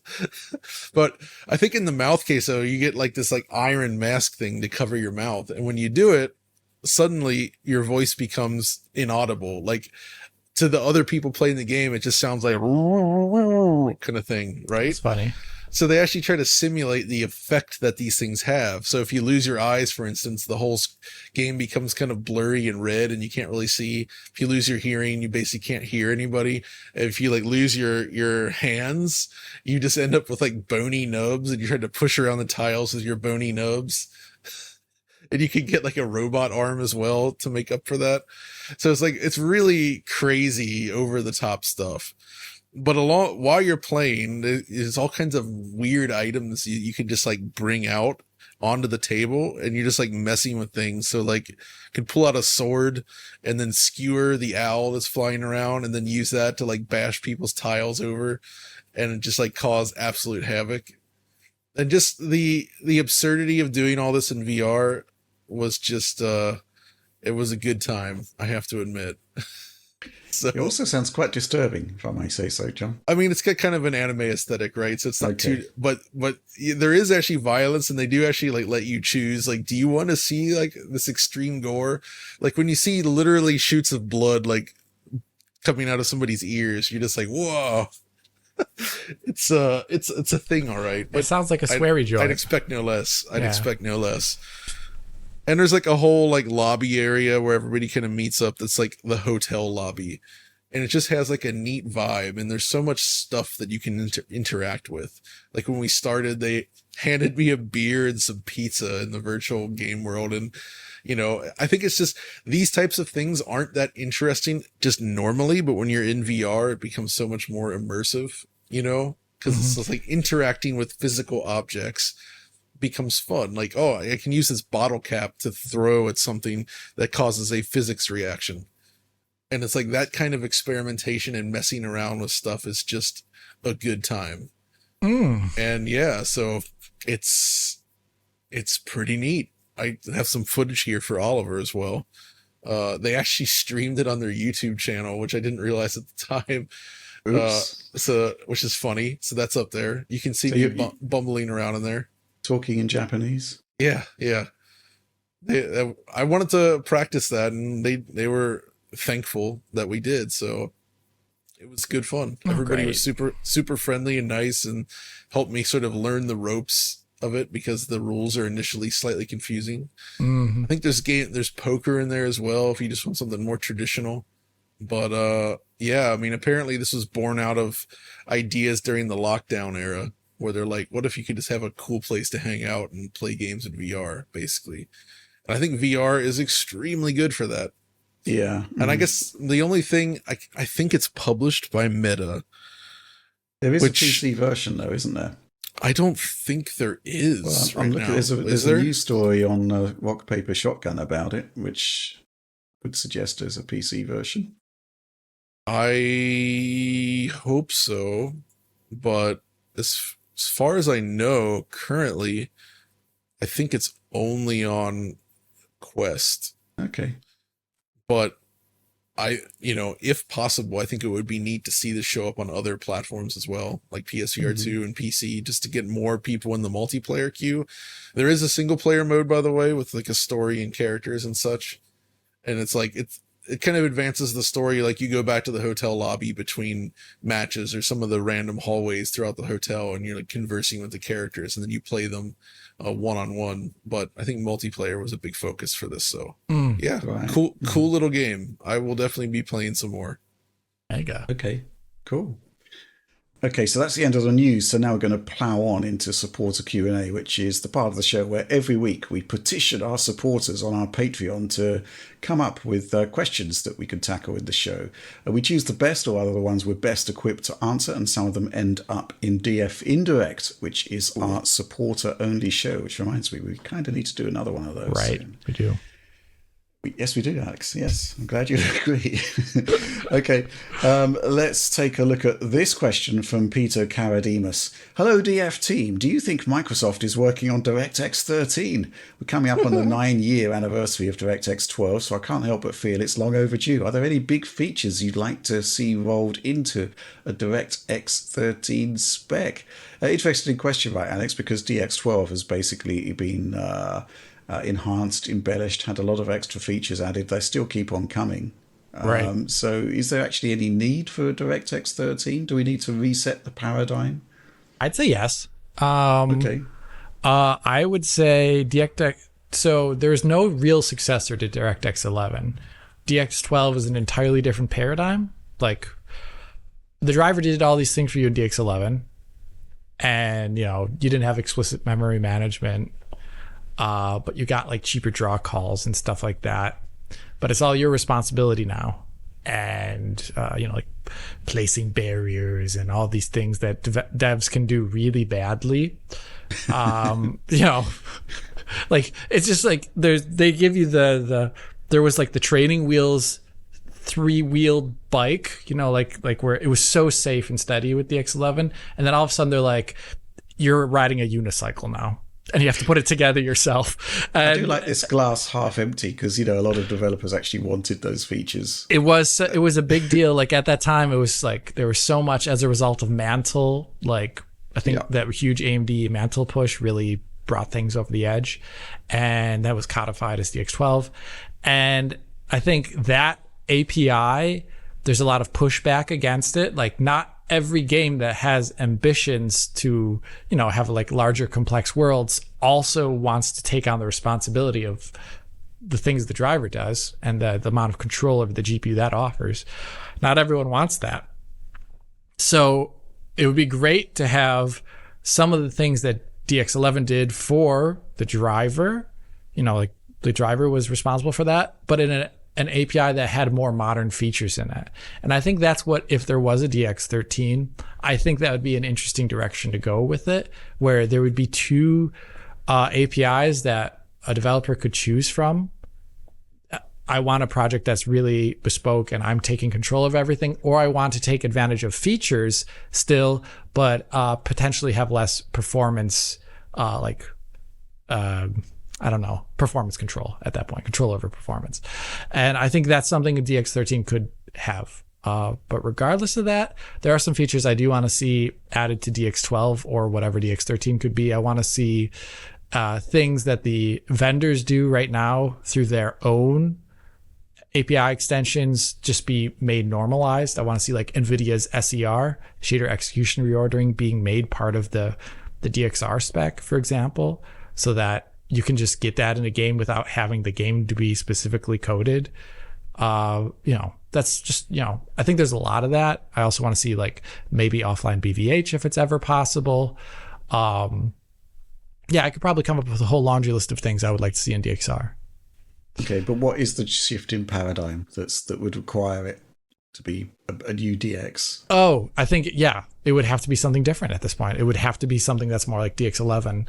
And that would be it. And I don't know I haven't heard anything from the Microsoft side about anything regarding like this. You always hear this call, like, we want something simpler, but I don't think there's been much great response from Microsoft. Okay. Any thoughts on this one, John? Well, when he mentions DirectX 13, it got me thinking about DirectX numbers in general, and it takes me back to DirectX 4, the cursed number that never released, as far as I know. There was no actual public DirectX 4, was there? I don't think so. No. So could 13 be that? Maybe they'll release DirectX 14. Like Windows 9? Do you think Microsoft are beholden to superstition and that it's not keen on the number 13? 13 feels like one of those unlucky numbers, so they may not want to do DirectX 13. The absurdity. Have you ever walked into a building and been like, what the heck? Where's the 13th floor? I find that so stupid. I just can barely believe it. My goodness. Sorry. Tangent. They built it, but they seal it up. Okay. I just find this whole superstitious angle to apply to DirectX to be largely comical. We don't know. Oh no, we can't call it DX13. That's why it's taking so long. That's why it's taking so long. Yeah, there's some sort of year-long exorcism that needs to take place. Too. Or they just don't know how to advance. They've reached the ceiling in numbers, and they're just, that's it. Call it quits. Okay, let's move on to the next question. This one from Yannick X. Hi DF team! Exclamation point. Do you think we could expect a new Nvidia Shield with G-Sync and AV1 decoding to be used with GeForce Now? And still with GeForce Now, in your opinion, would it be technically feasible for some of the DLSS processing done directly in the client machine, PC or Shield? The host would send a downscaled image combined with the motion vector, and the client would do the final processing, upscaling, and or image interpolation. That would largely decrease the size of the content sent, and by doing so improve latency and reliability for people without optical fiber connection. Wow, there's a lot going on there, isn't there, Alex? I mean, here's the thing, right? I mean, obviously there's a new switch processor coming, T239, and if we look at sort of historical precedent, Nvidia repurposed or actually used that to make a streamer device.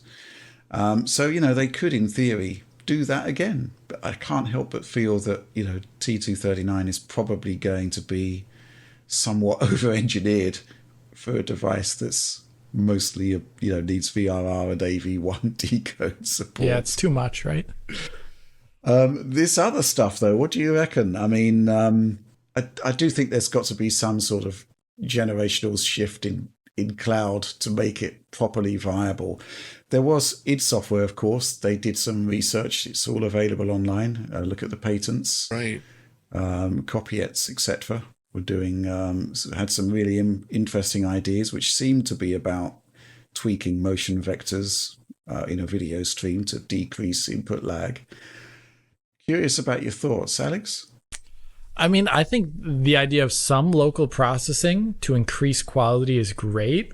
I don't know if the example is sound, though, because there's, like, if you think about DLSS is happening before the HUD.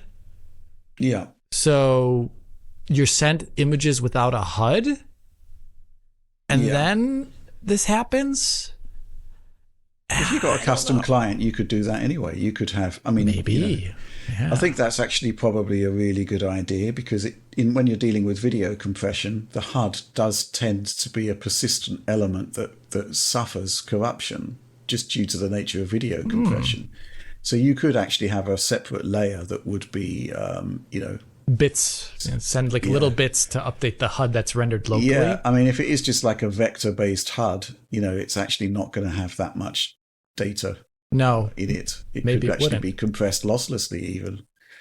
But it's an interesting idea. I mean, that's cool.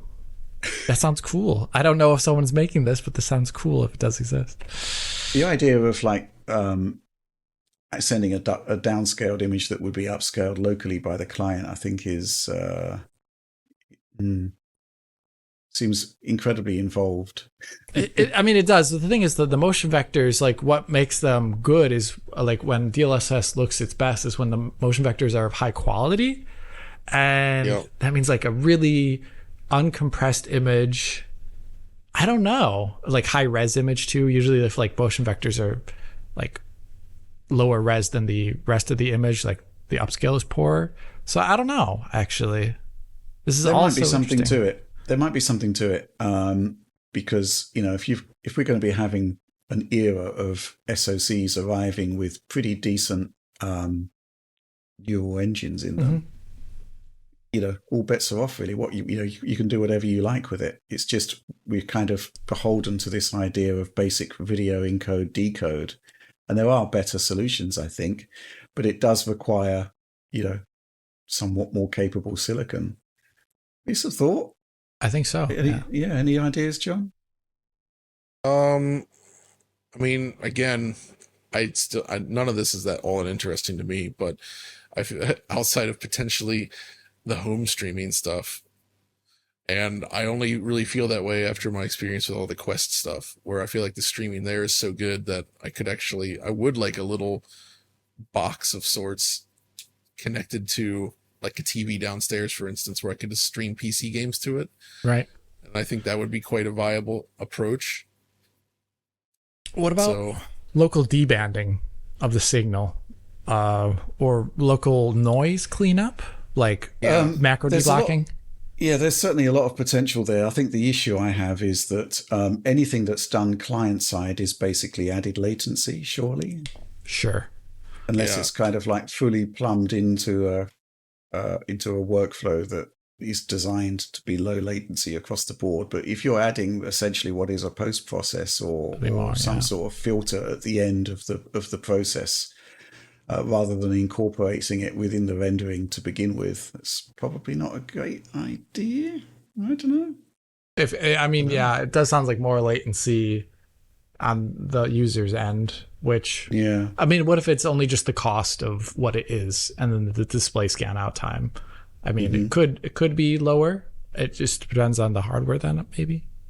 I'll be interested to see if Nvidia do anything about this, because they do seem to be the only ones who are actually pushing cloud gaming with tangible successes and tangible gains and good quality at the end of it. Because GeForce Now is just kind of untouchable at the moment. I mean, G-Sync on a video stream, that's pretty impressive stuff. But, you know, there is ways and means to push things. And I do think the HUD thing probably has merit. But beyond that, I don't know. I mean, we're still at the point where GeForce Now is the best option if you want to be streaming anything, right? Like, there's nothing even remotely close to that still. Not that I'm aware of. No. To be fair, though, I've not tried Amazon Luna, but, you know. Just the groan there was quite something. You know how I feel about streaming, but you got me to try GeForce Now and at least admit that it was genuinely amazing. Okay. So good. Let's move on. This question is from Joseph Caruso. Question for the DF crew. Are relatively large decreases in frame rates just as jarring above 100 frames per second as they are between 30 to 60 frames per second? I'd say yes. For reference, like many others, I have experienced the strange phenomenon of feeling temporary but significant visual discomfort when changing from a 60 FPS performance mode to a 30 FPS graphics mode. But recently I was playing Lies of P on my PC at around 175 FPS and then intentionally limited the frame rate to 100. Moving the camera felt like a blurry mess and I had to change the FPS back to unlimited, even after trying to get used to 100 FPS for several minutes. Surely 100 FPS is an acceptable frame rate, but it felt truly unacceptable after playing at 175. Is this a phenomenon you've experienced, or is there something else going on that I'm not considering? I'm almost worried about getting a 240 hertz monitor and then feeling like playing at only 120 FPS on my TV will look unacceptable. Interesting question, right, Alex? But it's all really about sudden jarring shifts in updates. Yeah. Usually that's like the thing that I feel is most discomforting. Like for me, like the rapid change in frame rate is very visible and you don't have any acclimation time. A lot of people say, like, I think John, did you say originally, and I forget which game it was, like just started up in 30 so that you don't have that discomfort period. I can't remember which game it was. Dragon's Dogma 2. Maybe that was it. Yeah. I don't know. Yeah, or that, or maybe it was Final Fantasy 16. I can't remember. Like one where you said like if you play it in 30, then you can get used to it. Maybe. Yeah, Final Fantasy 16 was definitely that way. Yeah, and I feel like that's part of it, like just getting used to it. But here, reading this response though, I didn't think 100 would look so bad. I mean, there is actually a pretty sizable difference in milliseconds per frame between 175. I've done the sums, Alex. And what do we got? Well, obviously, 100 FPS is going to be 10 milliseconds, right? That's a fairly simple. Oh yeah, I don't know about that. But 175 is actually a sizable drop to 5.7 milliseconds. Yeah. So yes, that is almost, halving the frame time, so it's obviously going to be quite different. The experience would be, if you've been experiencing 175 and you basically are effectively doubling your frame time, I think you are going to notice it. But looking at this question of a 240 hertz monitor, obviously if you're going to be halving again, I mean, you'll be going from like 8.3 milliseconds to 4.2 effectively. I have another idea. There's two things. I think display persistence is actually another issue here. Oh, man, you stole my... I was just about to get into that. So right now, if he's using low frame rate compensation on a 240 hertz monitor, he's going to see frame doubling on top of whatever LCD persistence blur he's going to get. So it's going to be running the game actually at 200 hertz probably, not 100, I'd imagine. I don't know how LFC is done on this monitor. I have no idea what it is, but it could be frame doubling persistence plus LCD persistence blur that is really bothering you too. John, I don't know. That's exactly it. I was going to say, it's the thing about increasing frame rates is that this is a flat panel problem. This is related to sample and hold displays and the way that they work and the way your eyes perceive them, in that increasing the frame rate alone doesn't just make it look more fluid, it actually reduces the blur, the visible blur that your eyes detect, which is why if you use 100 versus 175 on a CRT, the difference will be much less pronounced. Like you will notice a difference, but 100 will look amazing and 175 will look better, but also not that much better. I think basically flat panels cause this to look a lot worse than it should. And it does come down to the sample and hold nature of them. If you can combine it with like strobing, black frame insertion or something, then I think it's much less of an issue. But that's exactly why, that's what Blurbusters has always been talking about in terms of getting to 1,000 hertz and beyond, is like, that's when you start to overcome the limitations of sample and hold without any sort of frame insertion or blanking or strobing or anything like that. And yeah, so the more frames you get there, the less blurry it becomes. And I can absolutely attest to that. 240 hertz already looks significantly less blurry in motion. And I think the more you go up from there, it just gets sharper and cleaner. So it's less about the frame rate and more about motion clarity. Right. Which is why I think 60 hertz with a mouse on a PC actually does not look good to me. Like it's very blurry on a modern panel. But I swear 60 hertz, and you would know, Alex, if you play on your CRT next to you at 60 hertz, it looks pretty darn good, doesn't it? Yeah, it does. It feels good. It feels significantly better than playing on a flat panel at 60.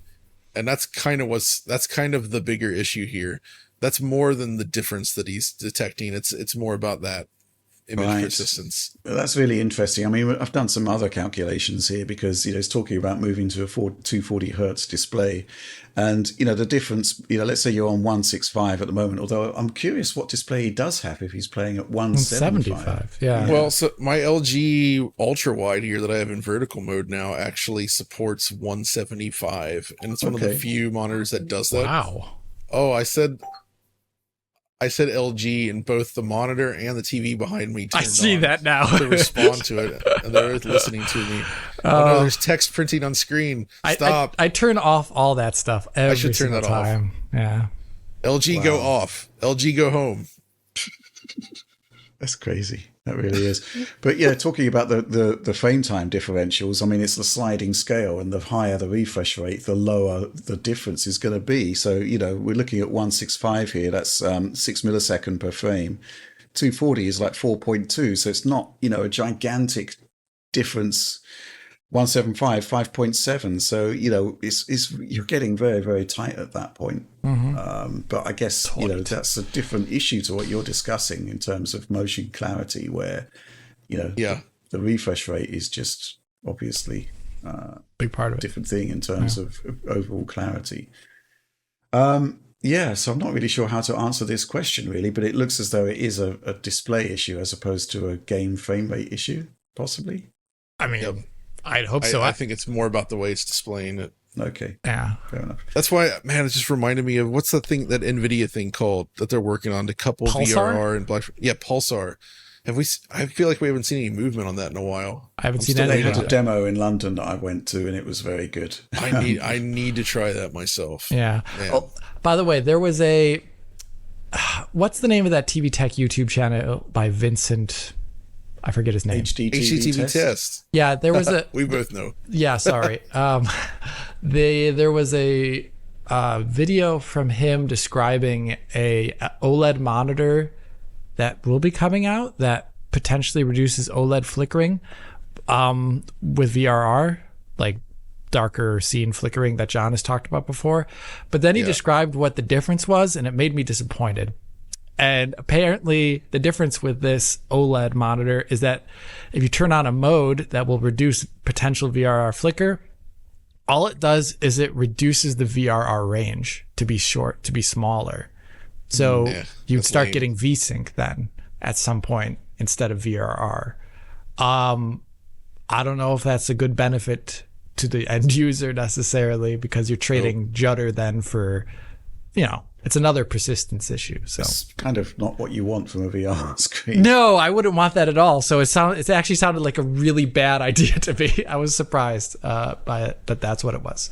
So if you read about that, no, that's what it is, apparently. Okay. Let's move on. We've actually got a couple of questions here about the potential Xbox handheld. Let's take up this one, first of all, from Joe Tanko. Xbox handheld from prognostication time. VRR, 1080p screen, 40 hertz mode, OLED, Duke-shaped. Wow. Duke-shaped. No, please. No. Knowing you lot, like that, Microsoft have already let you play E-Day on it. Either way, we would love to hear your prophecies. Go on, lads. Oh my God. Well, we can just rule out, first of all, the fact that we've played E-Day or any game on That's the what Microsoft you would handheld. say if we signed an NDA, Rich. Yeah. No, you don't lie on an NDA. You just do what we did with Series S and not say anything. Well, if we're talking about Series S, anyway. We got that question from Joe Tanker, and this one from Richard, obviously not me. Do you think the rumoured MS handheld will be x86 or ARM? On one hand, x86 makes sense from a compatibility and cross-platform development perspective with the home consoles and Windows, especially if Microsoft will support Windows titles on the device. On the other hand, ARM can bring with it battery benefits, and there was the FTC leak where it looked like Microsoft is at least considering the idea of ARM chips for Xbox. Nintendo is already doing mobile gaming on ARM, and Apple is slowly making a push too. Seems to be pros and cons either way. If Microsoft is interested in ARM, the introduction of a new form factor and device working on a different power profile to their existing consoles could present a good time to make that cutover. While the service may still need maturing, Microsoft could also provide and promote xCloud as a way to access games that won't run natively, as a way to boost the library and ease a transition. Wow. Please not. John, what do you think the Xbox handheld is likely to look like? VRR, 1080p screen? Probably Duke-shaped, and they're going to have a giant circular screen. I was going to say that. Damn you. And it will have a massive IDE hard drive. It better. Well, they'll have like instead of the memory card slots like on the original Duke, it'll be 2 IDE slots. So 525 on the back of it. Just full OG Xbox compatibility confirmed. Exactly. And there'll be an optical drive. Of course. No, actually, this is actually a really good question. And I do feel like if they were to do this, it would behoove them to include a VRR screen of some sort, because Microsoft has been rather bullish on VRR for many years, going back to Xbox One, right? And I think that they would benefit a lot from including that kind of feature in a handheld. And it would also help make up for any sort of performance. Well, it would help make up for the performance potential woes that could occur from a less powerful machine, and sort of smoothing out the experience. And I kind of feel like when you're in the portable space, you can really take advantage of the fact that it's a standalone unit, and all of these things make a ton of sense there in that regard. Yeah. But whether they would do it, it's hard to say. We still don't know what it's going to look like. Are they going to use OLED? I would hope that would be awesome, but all of these things add to the cost. And I feel like Xbox can't really, I feel like for this to be successful, they're going to have to be competitive with the price. If they roll out like a $700 handheld or something like that, it's not going to fly, right? Yeah. Mm-hmm. That's a fair point. And yeah. They're not competing with the ROG Ally is what I'm saying. They're competing with, like, technically you could argue they are, but because it's Xbox, it's going to be more like viewed as like, oh, this is like a Switch competitor or something, right? Or Steam Deck competitor. Or the Steam Deck. Steam Deck's probably the closest in the PC space to compare it to. So yeah, they need to be in that ballpark, I think. I mean, I'd love to see all of these features. I really would. The question is whether they can make it work with a device that actually is affordable, and I think it kind of has to be. And this AMD silicon, the new silicon, isn't cheap. Nope. Alex, what do you make of this concept of x86 or ARM? This is hard because I think they would stick with AMD for this. And AMD does have aims to produce ARM processors, but we just really haven't seen that yet. And they already have proof and good examples of low-powered x86 stuff, Steam Deck, all these other devices that are out there, potentially on new process nodes for whatever Microsoft does. I don't know if they need ARM necessarily right away at all. Yeah. But there's also the interesting potential if it were ARM. I think that could be good for just making there be more ARM Windows-like devices out there so that developers, when they ship games, there's maybe two executables in the future instead of just x86 translation. And, that would be a great diversification for Windows and the PC platform because this is kind of going to be PC-like. So I almost wouldn't mind that, but I don't know if the performance is there because what we've seen from Qualcomm isn't so great. We don't know what AMD would make.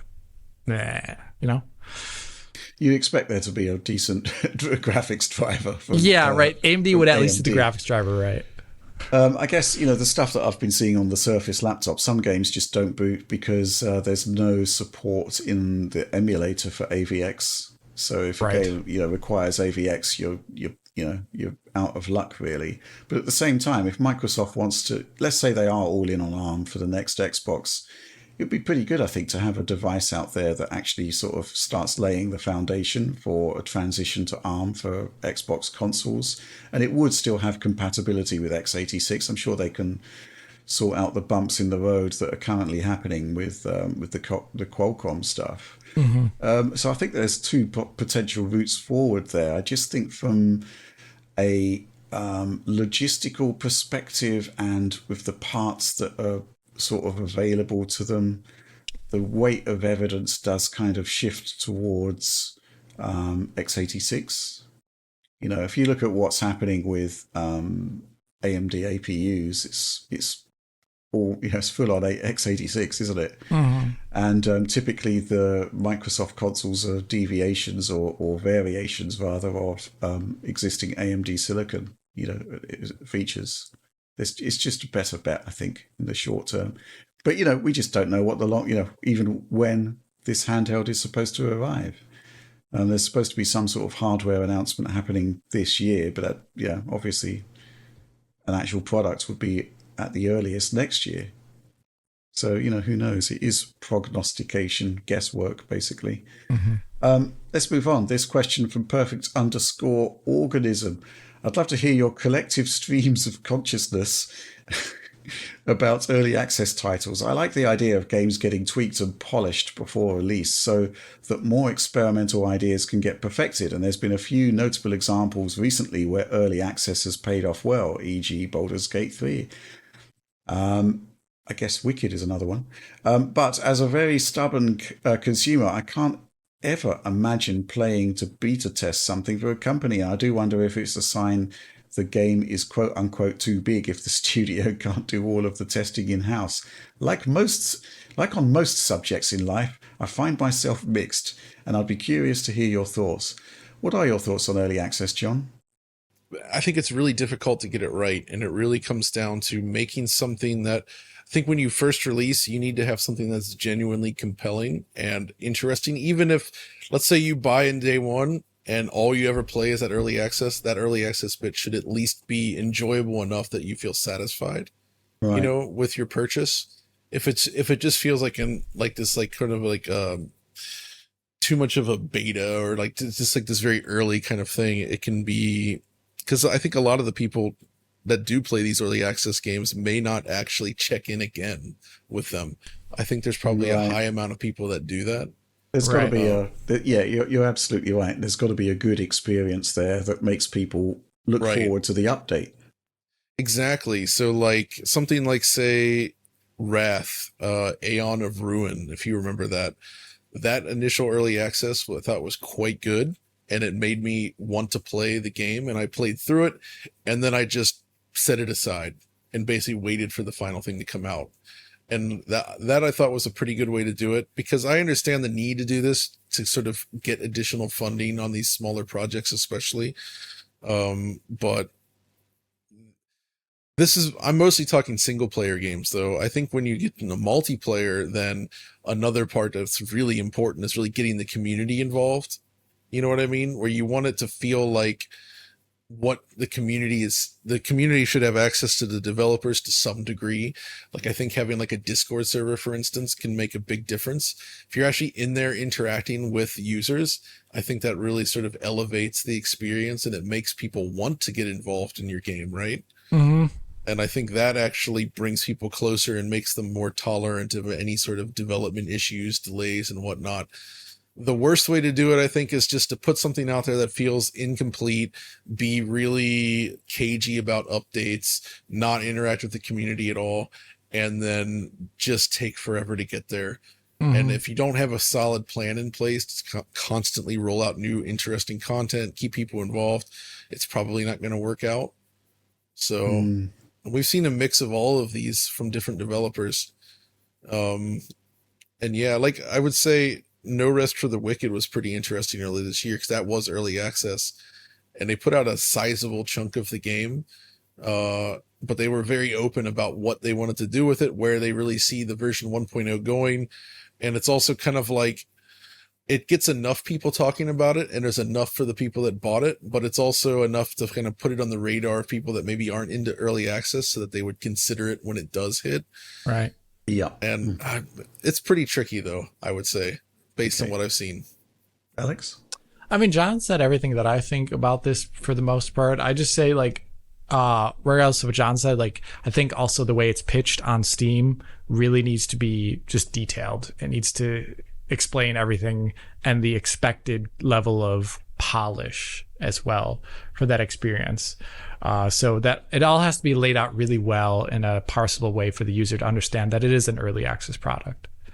Okay, fair enough. Yeah, I agree. I mean, the thing is, early access is it's a pretty strong label, right? It pretty much says that, this game isn't finished. So, yeah, you can't really go in there with grand expectations of a fully polished game. Mm-hmm. And I do like the idea that it's also seen as a collaborative process. This concept of paying for a beta, whatever, I can see that, but it's not as if you don't know what you're getting if it's done right. It's true. That's true. Yeah. All right. Let's move on to the next question. This one from Aliasing Anonymous. Thanks to Rich's fine job detailing the T239 chip for Switch 2, we know that Nvidia Silicon has dedicated hardware decompression. Would utilization of a GPU-based decompression block be feasible from a developer perspective on a non-fixed platform like PC? Obviously, it does no one any good to pay for silicon that sits unused. Is this simply a non-starter from a software perspective? And if it isn't, do you think we'll see it by 2030? In the era of traversal stutter, it would be nice, but perhaps not worth the die space for developmental resources. I'll go to Alex on this in a minute, but I think that, ultimately, if Nintendo and Nvidia can find the die space for a file decompression block on a machine like the Switch 2, I don't think area is really an issue. Alex, what do you think? I don't think the area is an issue. I think it's been described before that these hardware decompression blocks are very small. I don't think this is really an issue. Do you think it was the...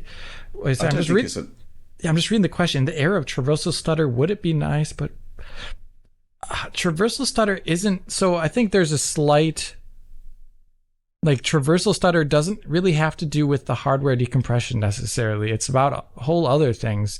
In fact, I don't think it has much to do anything with like the actual speed of transfer or necessarily the cost of decompressing it, because the way it's decompressed, that's a more question itself. You can still do CPU decompression that doesn't cause a big stutter, for example. So I think the question, yeah, I kind of already said what I want to say about it, but I don't think it's a big issue.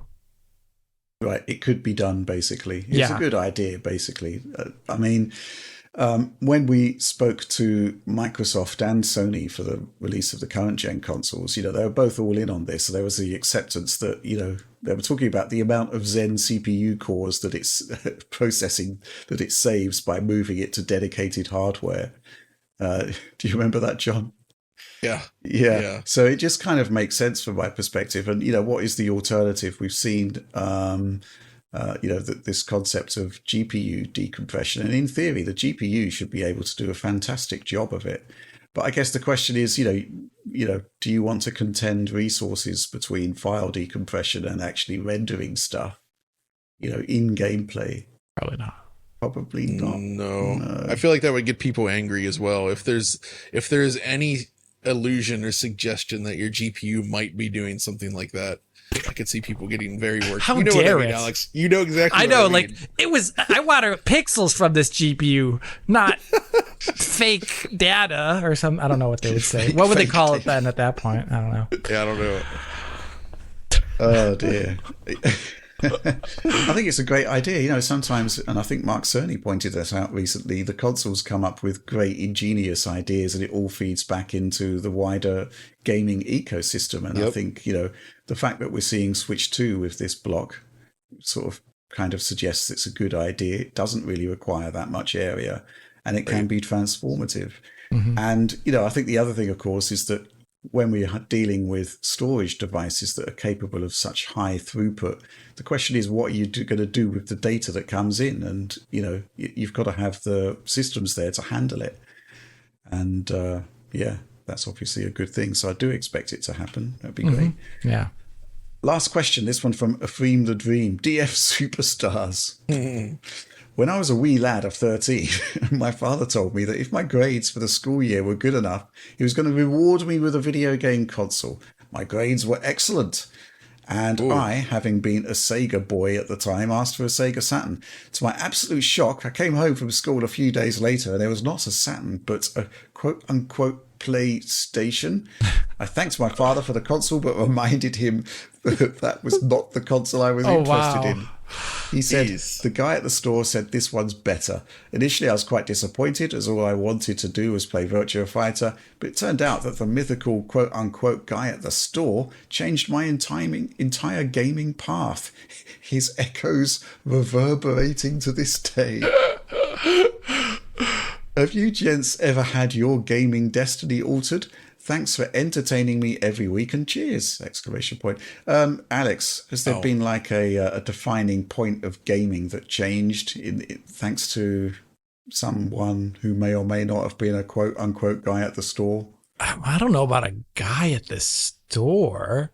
Well, there is, there has been established DF law of your father exposing you to extremely To violent extreme PC violence. games. Yeah, at an extremely early violent age. PC games when I was younger. I mean, that's a big thing. But I also want to say, I didn't like my brothers and all of us for Christmas one year, we got an OG Xbox. And the only reason why is because some kid next to me in class, like right after it launched, he played Halo, and for about a week he didn't shut the hell up about it. He was just like, man, you gotta see Halo, it's the most ridiculous game I've ever seen in my entire life. And he talked about it for a whole week. And at that point in time, I was playing PC games, but like when my brothers wanted a console, I was saying, I keep hearing a lot about this Halo game, this Halo Xbox game. And then I think that was prophetic at that point. So at least for my brother, who really likes Xbox stuff, not for me necessarily, that weird kid who didn't shut up about Halo for a week is the reason why he likes Xbox so much. Okay, so John, we've got the guy at the store and the weird kid. What about you? Any game-changing moments? There's maybe a couple. Like for instance, I remember going to an old friend's house. Chris was his name, and I was big into console games at this point. It was like early '94, I think, and he had a PC. And, I knew PCs played games. We had a PC at home, and it was pretty crappy at the time. Well, not crappy, it was just old, right? It was an 8086 based PC, so I couldn't do much on it. So compared to consoles, it was nothing. But he had Doom.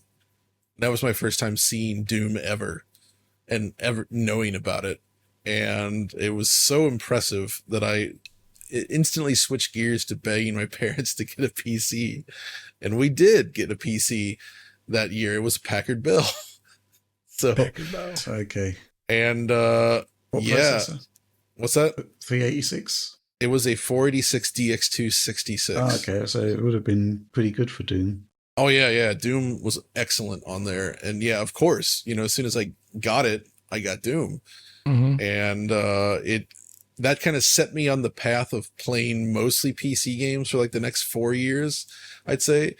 Like I got back into consoles towards the end of the 90s, but like that really sent me on a PC path for a while. And that was, I think, maybe it's nostalgia speaking, but to me that was such an exciting era for PC games as well. There's just so much unique stuff coming out for the PC that was really pushing what it could do. And I absolutely love that era. But I did get back into consoles around 98. I mean, I played them at friends' house. So I got PlayStation and Saturn that year. I got a Saturn first because I loved the Mega Drive or Genesis so much. And I got way back into that stuff. I got into Dreamcast, PS2 and all that. And then the Xbox came along, and I guess Halo, I wasn't initially convinced on getting a GameCube or an Xbox. I was like, well, I'm happy with PS2 and Dreamcast even, and PC. But it was Halo that convinced me. Halo and Jet Set Radio Future, actually, and Gun Valkyrie. But when I finally played Halo, it happened because my van broke down at college, and the fuel pump failed. And I got picked up by a friend, and we went back to his house at some point, and he had a large projection screen TV and an Xbox, and we ended up playing co-op Halo on there. And I was still of the opinion, like, oh yeah, when it comes to first person shooters, the PC's where you go. Like, it's way better. But then I played Halo, and I was just completely awestruck by it, dumbfounded, as they would say, by it, the quality of it, like just the feel of it, the way it looked and felt. I didn't understand yet what like pixel shaders were, Right. But I saw what they were doing with some of the textures, and I was like, what is this? How does this work? This is nuts. Mm-hmm. And it really got me. And yeah, so I did buy an Xbox basically off the back of seeing Halo, and I bought it specifically, during E3 when Microsoft announced just 6 months after launch that they were dropping the price to $199. And literally that morning, I was like, all right, I got in the car, went to Best Buy, and I got an Xbox with Halo and Jet Set Radio Future and Gun Valkyrie. And I was very happy with that Xbox. So, okay. Well, if we're talking about purchasing decisions, John, I'm curious. You had a van? You bought a van? I did not buy a van. It was my parents' old car. Right. So okay. it was a hand-me-down. But by the time the Xbox came along, you had a car. No, I had a van. The van. You jumped in a car. Oh, I did. No, we jumped in the van, actually. I just said the car, but yes, it's a generic term of automotive it was a transport. 1989 Dodge Caravan. What color? It was gray. Oh, Okay. And it had one of those little joysticks on the stereo to control like the balance and fade, which I always loved. yeah. And by then I think I had a portable CD player, and I would put the tape in the tape deck to play the CD through the tape deck. If you remember that. Yes. It was pretty, I think I had that van until 2003, and then I got a Chevy Cavalier. Indestructible. Do you remember how much distance it clocked at the end of its life? That van? Yeah. Oh, dude, it went real far. I don't remember the exact number, but by the end, it had an oil leak so bad that I had to put oil in every week when I filled it up with gas. Okay. And then I basically gave it to a friend for like $20. I don't know what he did with it. Destruction derbied it or something. Okay. Sounds like an environmental disaster. Oh yeah, it would not be allowed on the road today, I don't think.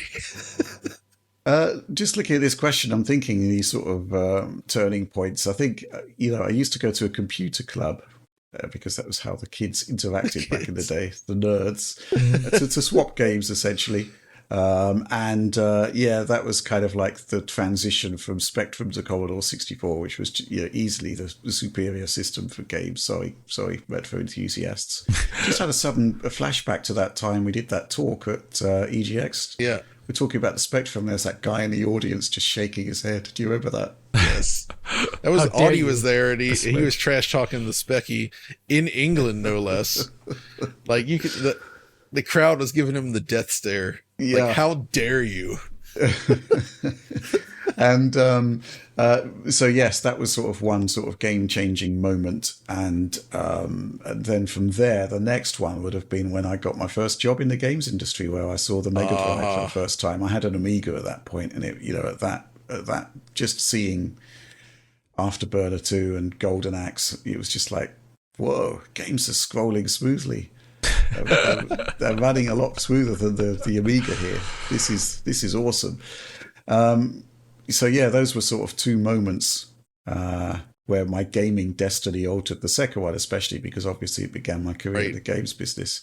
What about the third one, Rich? You always say, like, I feel like this is part of this gaming destiny being altered thing is when you played Afterburner on the Master System. Forever altered your perception of that. Yeah, that obviously happened before I got the first job in the industry. But, I was still in home computer land at that point. I had my Amiga, but my head was turned by those screenshots in the adverts for the Sega arcade conversions. And you saw this so-called Master System. And there was no mastery in effect whatsoever. Surely, we've got this thing in the UK called the Trades Descriptions Act, where you can't misrepresent. There's no mastery of Sega coin-op conversions, that's for sure. But that wasn't really a game-changing moment, as opposed to an affirming moment that my Amiga was the best thing in the world. Right. But the Mega Drive, I will concede, just basically killed off my interest in home computers. Gained the Amiga. Yeah. It. Yeah. You like that expression, I noticed, John. I love that. I love that expression. It was whipping caned, boy, caning. I'm seeing a caned. pattern here, John. Wait. Yeah. Oh my God. Yeah. Yeah, so that's basically my game-changing sort of journey, so to speak. There was maybe another one in the early 80s where it was like between the ZX80, 81 and the Atari VCS. The VCS was pretty great for its time period. Mm-hmm. But the other ones are definitely ones that had more of an impact on me. And I do think the sort of transition back to PC, Doom and Quake were game changers. Yeah, absolutely. My God, there's just no doubt about it. You had to have Doom. a PC. Whew. Rich, do and, you So John and I have talked about before about the first time you saw Doom. John just talked about it now. Yeah. I saw it with my father, and I was just like, ugh. Well, I was in the office at work, and obviously we were in Console Central at that point. But we had, I think, Commodore User, the magazine, was in the same floor as us, and you sort of saw them playing this. And it was like, again, it was like, well, nothing that I'm looking at can do that. And it was phenomenal.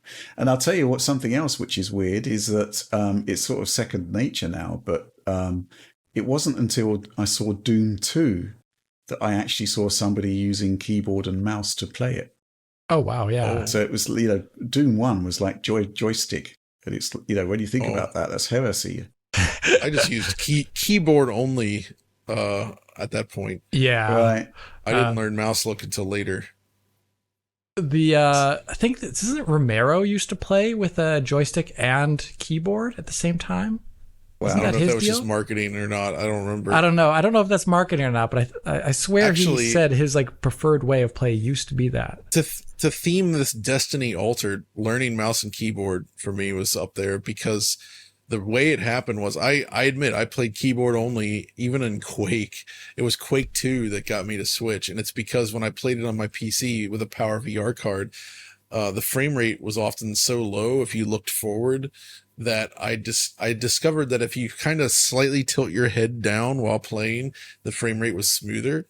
And so I learned to use mouse look specifically to alleviate performance woes. That is actually for Turok 2 speedrunning. They look at the floor the entire way to actually make the game go quick. I love that. Oh my God. Oh, that's amazing.